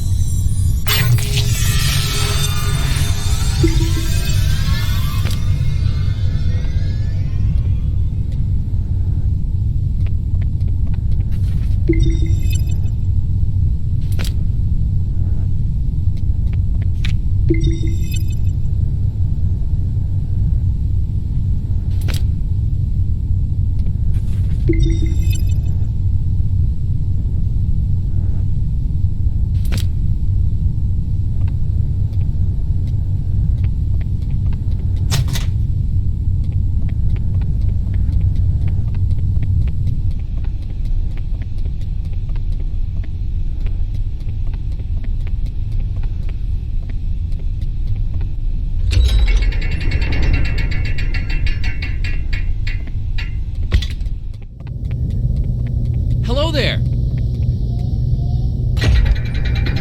Hold on a second. I'm not going to hurt you. God damn it.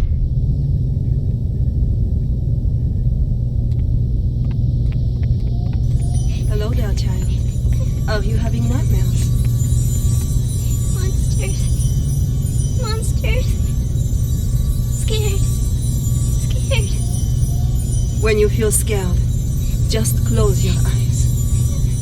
Imagine something beautiful, and those terrible things will disappear. Who are you? My name is Violet Tattoo. You can just call me Violet. I will take care of you from now on.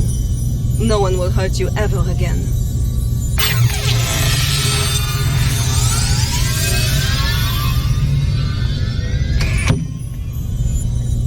All right. That's it for today's bedtime story. We'll have a little test tomorrow. You need your rest. Afraid. Sleep. Nightmares. SCP-239, are you afraid of having nightmares again? Yes. Afraid. Just remember what I told you. When you feel scared, just close your eyes. Imagine your little friends in the stories all running out of their books to come play with you. Then you won't be afraid. Get some sleep now. Remember to imagine those beautiful images. Close eyes. Imagine. Beautiful images.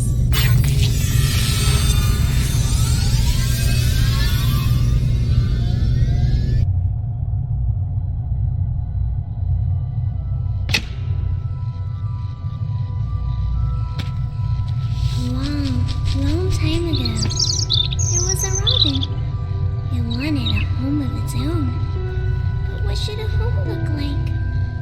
It decided to ask other animals.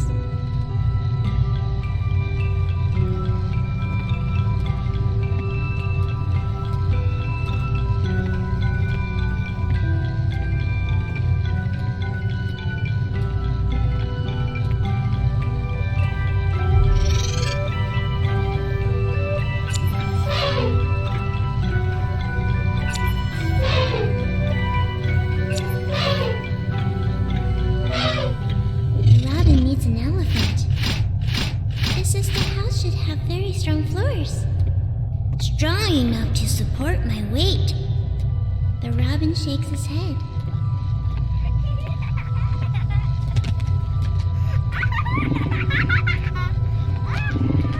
The cheetah stops its hunting. It pulls back and whispers, "There should be beautiful spotted curtains to block out the harsh sun." Robin shakes its head again. The giraffe speak from way up high. The house should have a high roof, and plates should hang from the ceiling. The robin flaps its wings and flies away. The hippos let out a loud whine.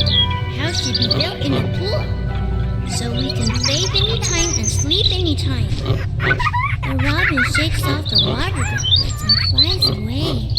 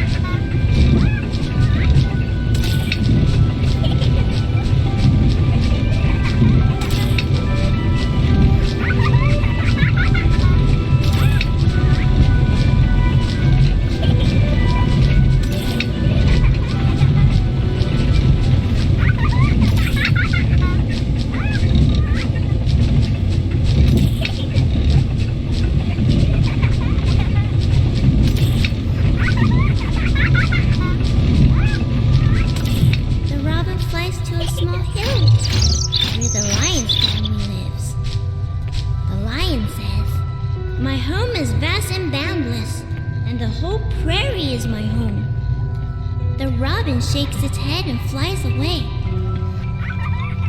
It flies and flies, and finally it lands on the back of a rhinoceros. The rhinoceros says, "Everyone travels with all sorts of strange questions inside, but after traveling far and long enough, the answer that everyone finds is that the truth is not far, for it lays within our very hearts. Robin, what kind of home do you want?" The robin says, "The home I want is..." SCP-239, what are you doing? What's going on here? What's happening? SCP-239, we have to work and rest according to plan. But Alex, clear up the mess. At once, Director. SCP-239, this is all for your own good. You must be obedient and complete tomorrow's test. After that, I'll give you a gift. A gift? All right. Back to sleep now, SCP-239.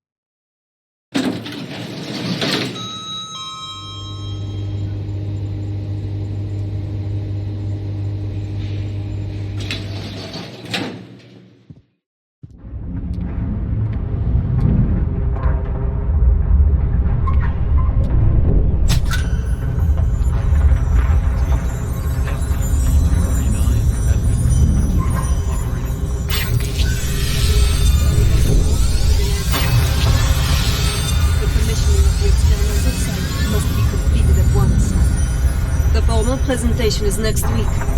I'll see to it, Director. What shall we do with these creations of SCP-239? Destroy them.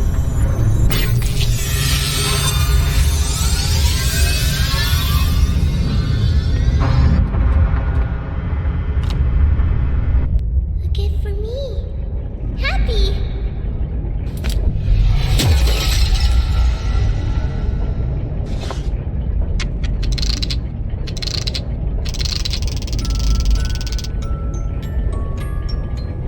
Hey, you there? D6744 calling Bird's Nest. D6744 calling Bird's Nest. What the hell are these guys up to?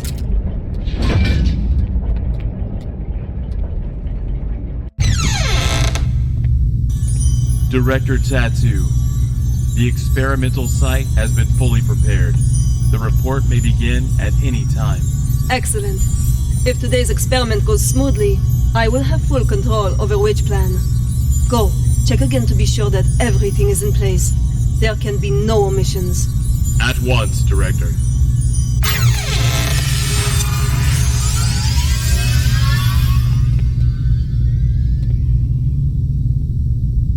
Violet, hey! Violet! Violet! I've got to have a word with you.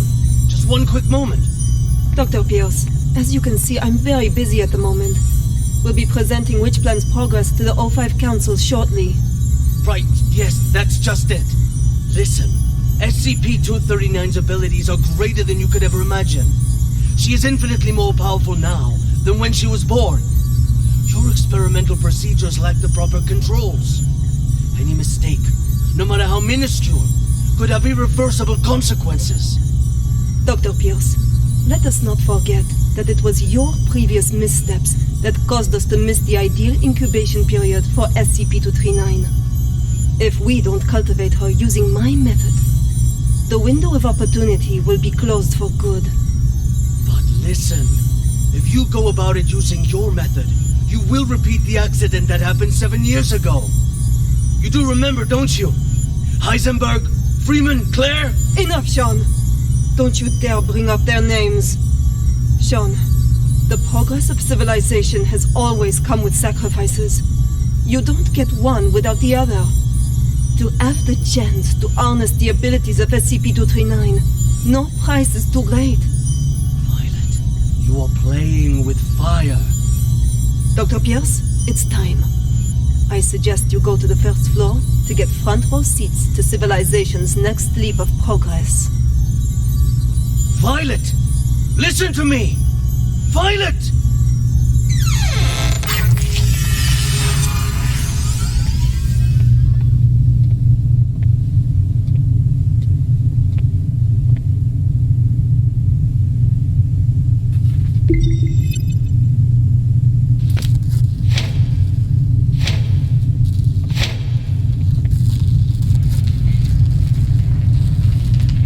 I am Violette Tattoo, and this is the meter test part 1. SCP-239, do you remember our friend here? The little robin with the pretty feathers? Can you make it come out and play with us?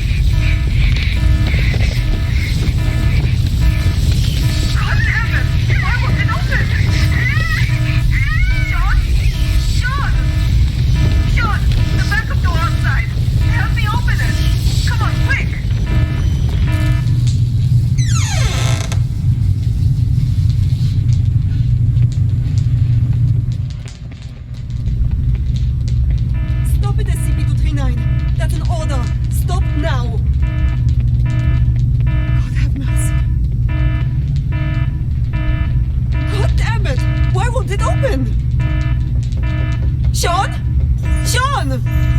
Sean! The backup door outside! Help me open it! Come on, quick! Violet, I told you you were playing with fire. Cut the bullshit and let me out! She's lost her mind! What are you doing? Open it! Open the damn thing! No. No, Violet. I can't. What? What do you mean? SCP-239 is out of control. Why would I open the gate? What the fuck are you saying? Open it! You're right, Violet. Victory comes to those who fight, and to those who last.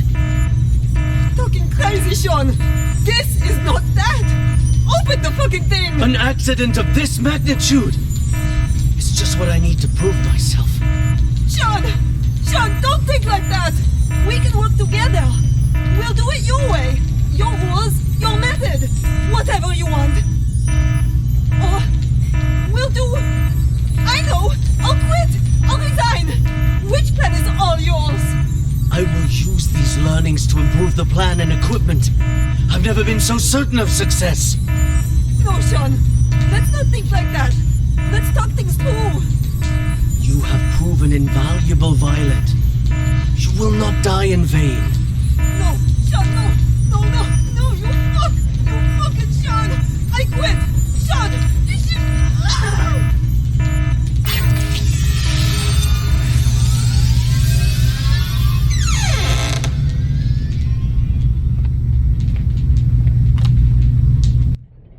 Sorry. I'm sorry.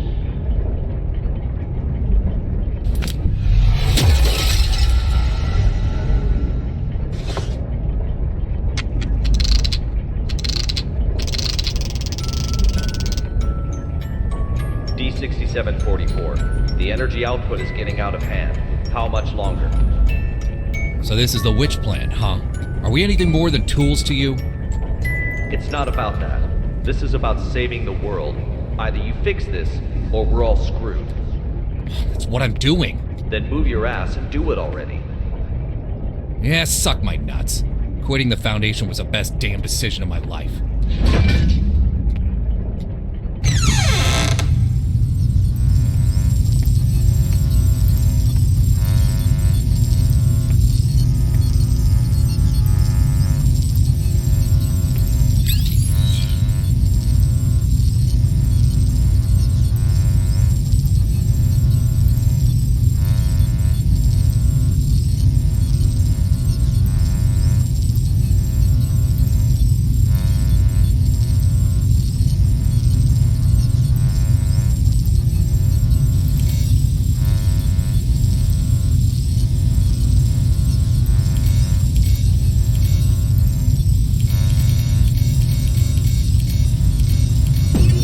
I now present to you the ARB Potential Development Device 2.0.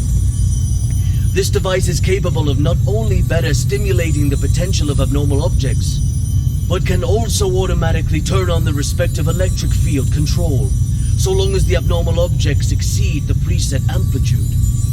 This will ensure that the experiment is foolproof, with zero chance of runaway. The tragedy of Directed Tau 2 cannot be repeated. We must learn from our mistakes. We must not forget the enormous power of SCP-239. And we must treat security as a top priority. Otherwise, all of this will be for nothing. Do not forget the credence we live by. Secure, contain, protect. This we must uphold at every turn.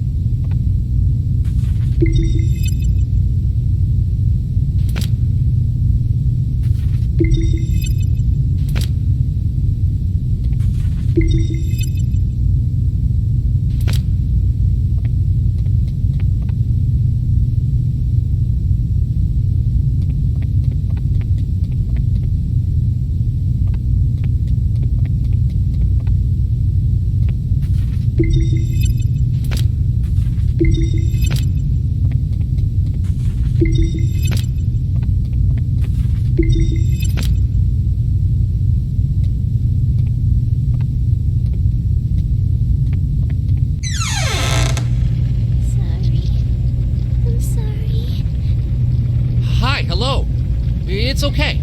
I just want to talk. No. Stay away. What happened? It's not your fault. Away. Oh, shit. You will all die. Die. You will all die.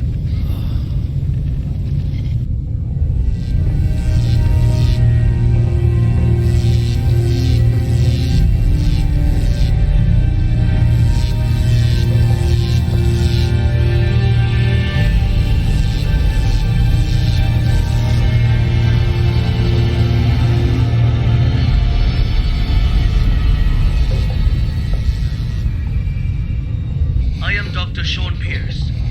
December 25th, 2005. 16:30 hours. This is the first experiment of ARB Plan 2.0. SCP-239. We will repeat the previous tests first. Experiment 1. Strength test. Pass rate of 95%. Voltage strength 600 kilovolts. Power on. SCP-239. Crush the car in front of you. Anxiety, blues, pain, lost. Zeus, brainstorm, whisper.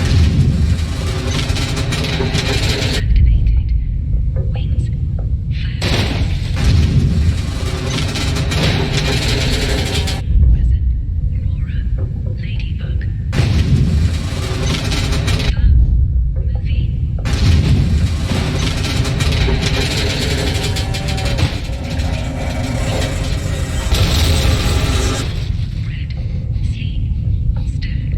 Test completed. Pass. Good. Go on. Experiment 2. Control test. Pass rate of 87%. Voltage strength 700 kilovolts. Power on. SCP-239. Put the fragments on the ground back together.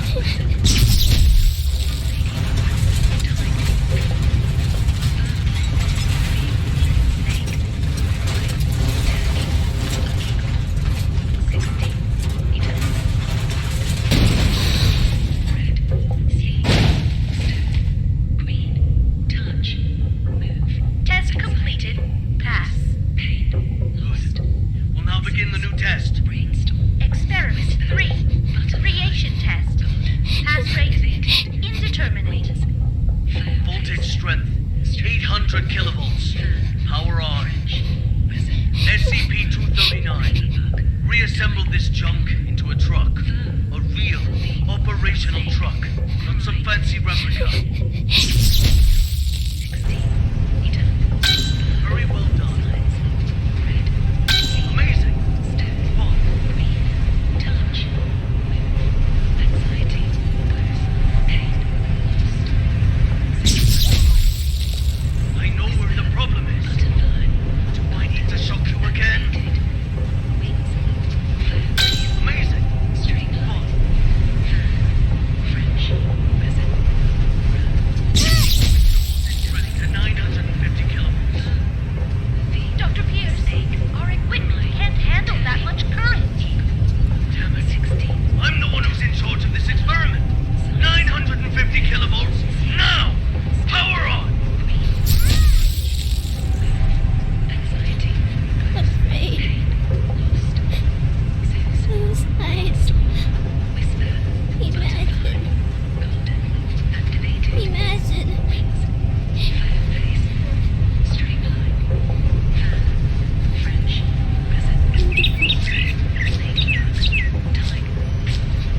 Beautiful. Images. What the hell is this? Damn it! Stop trying to play violent tricks on me! I know how to deal with your useless imagination. Increase the voltage strength to 1,000 kilovolts. Dr. Pierce, the current has breached the security threshold. If left to overload, the device could explode at any moment. Get the hell out of here!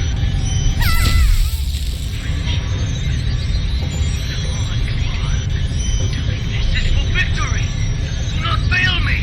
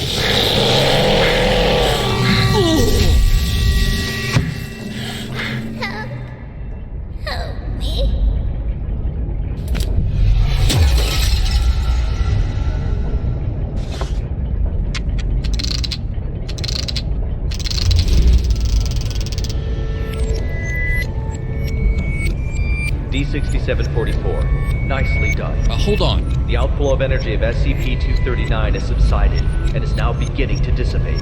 We have regained control. Just hold on. Again, a job well done. The synapse is now ready to be disconnected. Can you just hold the fuck on and listen for a damn change? What's the matter? The problem hasn't yet been solved. She's still lost deep in her mental anguish. That's not our concern. The crisis has been averted. Innumerable lives have been saved. Your mission is complete. My mission's not complete until she is stable. Compassion in times of desperation leads only to the destruction of yourself. 3 minutes. You owe me that much. For all this, you owe me. I can enter her subconscious and fix this. 3 minutes. Very well. I'll disconnect the synapse in 3 minutes. If you're not back, then so be it. I will show no compassion.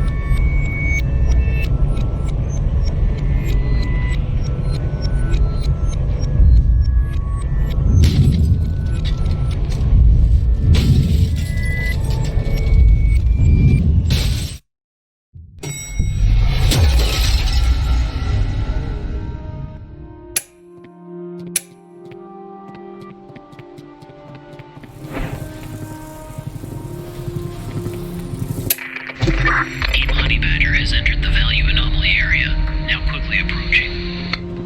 Good. Proceed.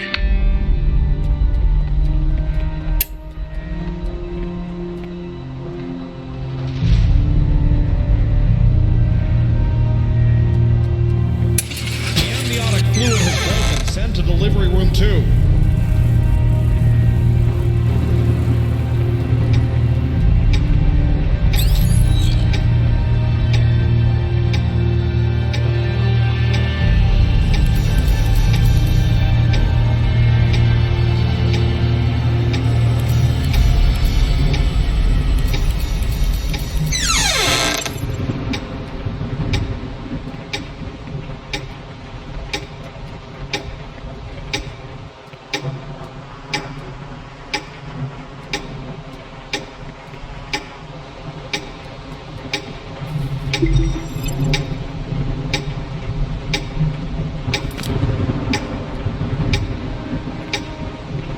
What's going on?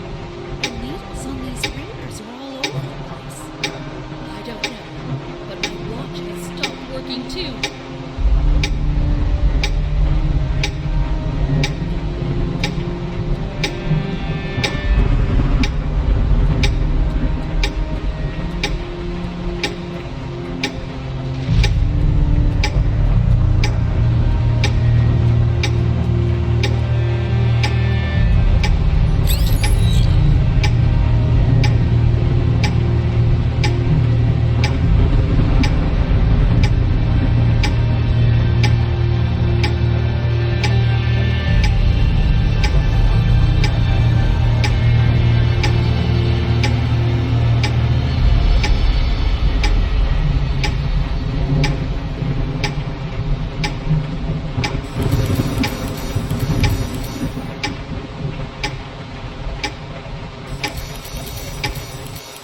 Maternal dystocia, profuse bleeding. Send to operating room now.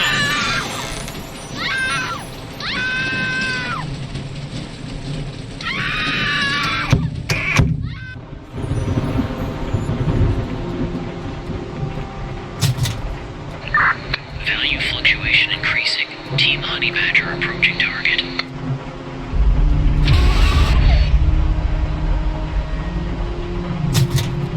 Heart rate 100. Blood pressure normal. Hemostat, gauze.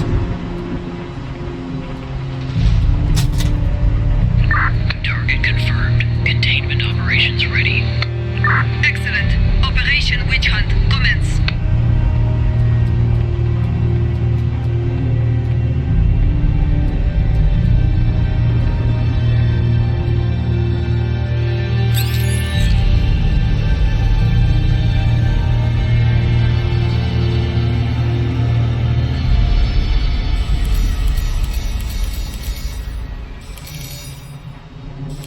Congratulations, a lovely princess with beautiful blue eyes. You thought of a good name for her? She is my little angel,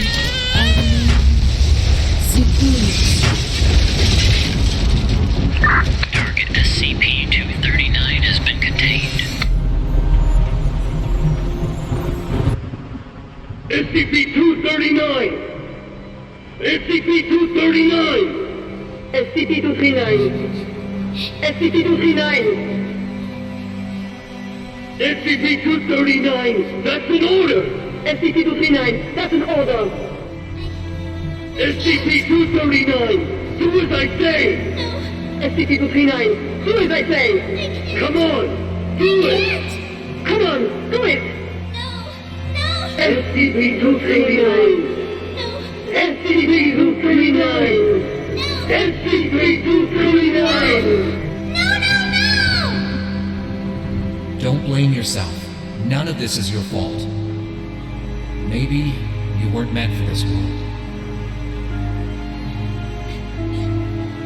Those eyes. Imagine. Beautiful images.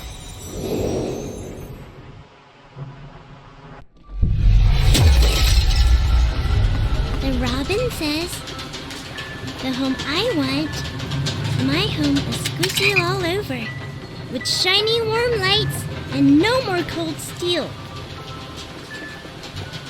Filled all the way with beautiful star stickers and colorful lights everywhere, everywhere. Everywhere I go, they twinkle, twinkle like little eyes. So many good books with the cutest animals inside. They only say nice things to me. They always want to chat with me. So many beautiful decorations, a soft bed, and mountains of toys. I can play all day, anywhere I want. I'll have my favorite toy, a beautiful carousel. I'll ride and ride, and it will take me anywhere. There, I will not be yelled at. I will not be punished. I can sing as much as I like. I hope so much to live here forever. My home, Seguros' home.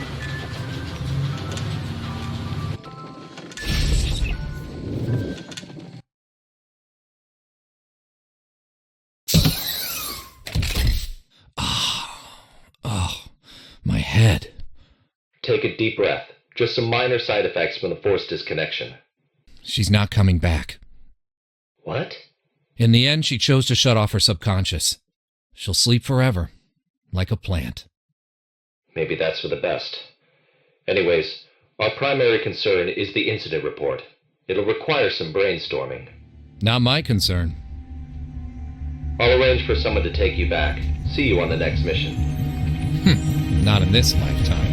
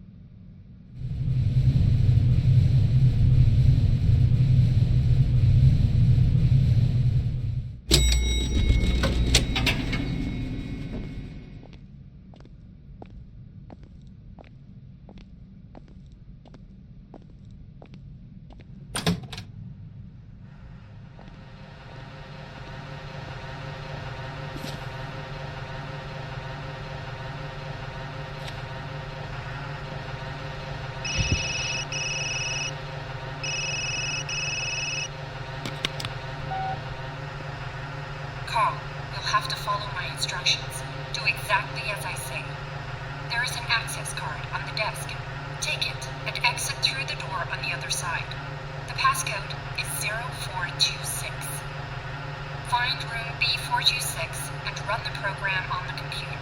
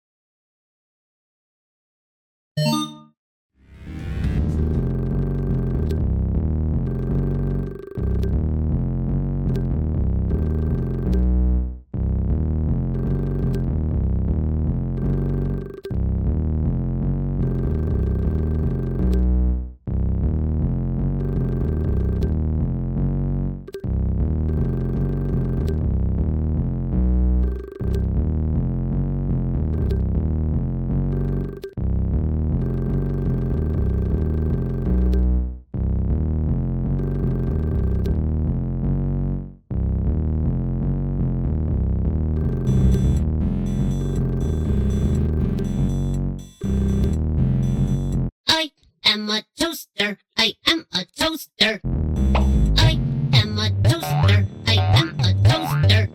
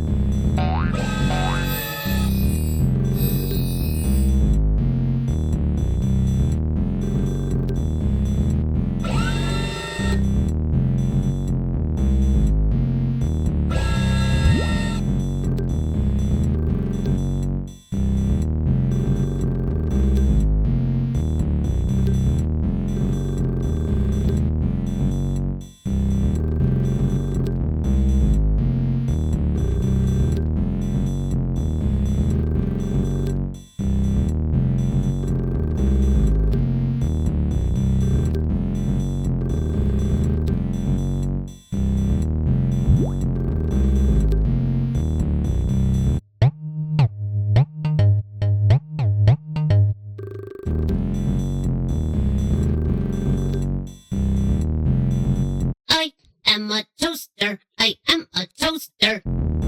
I am a toaster. I am a toaster.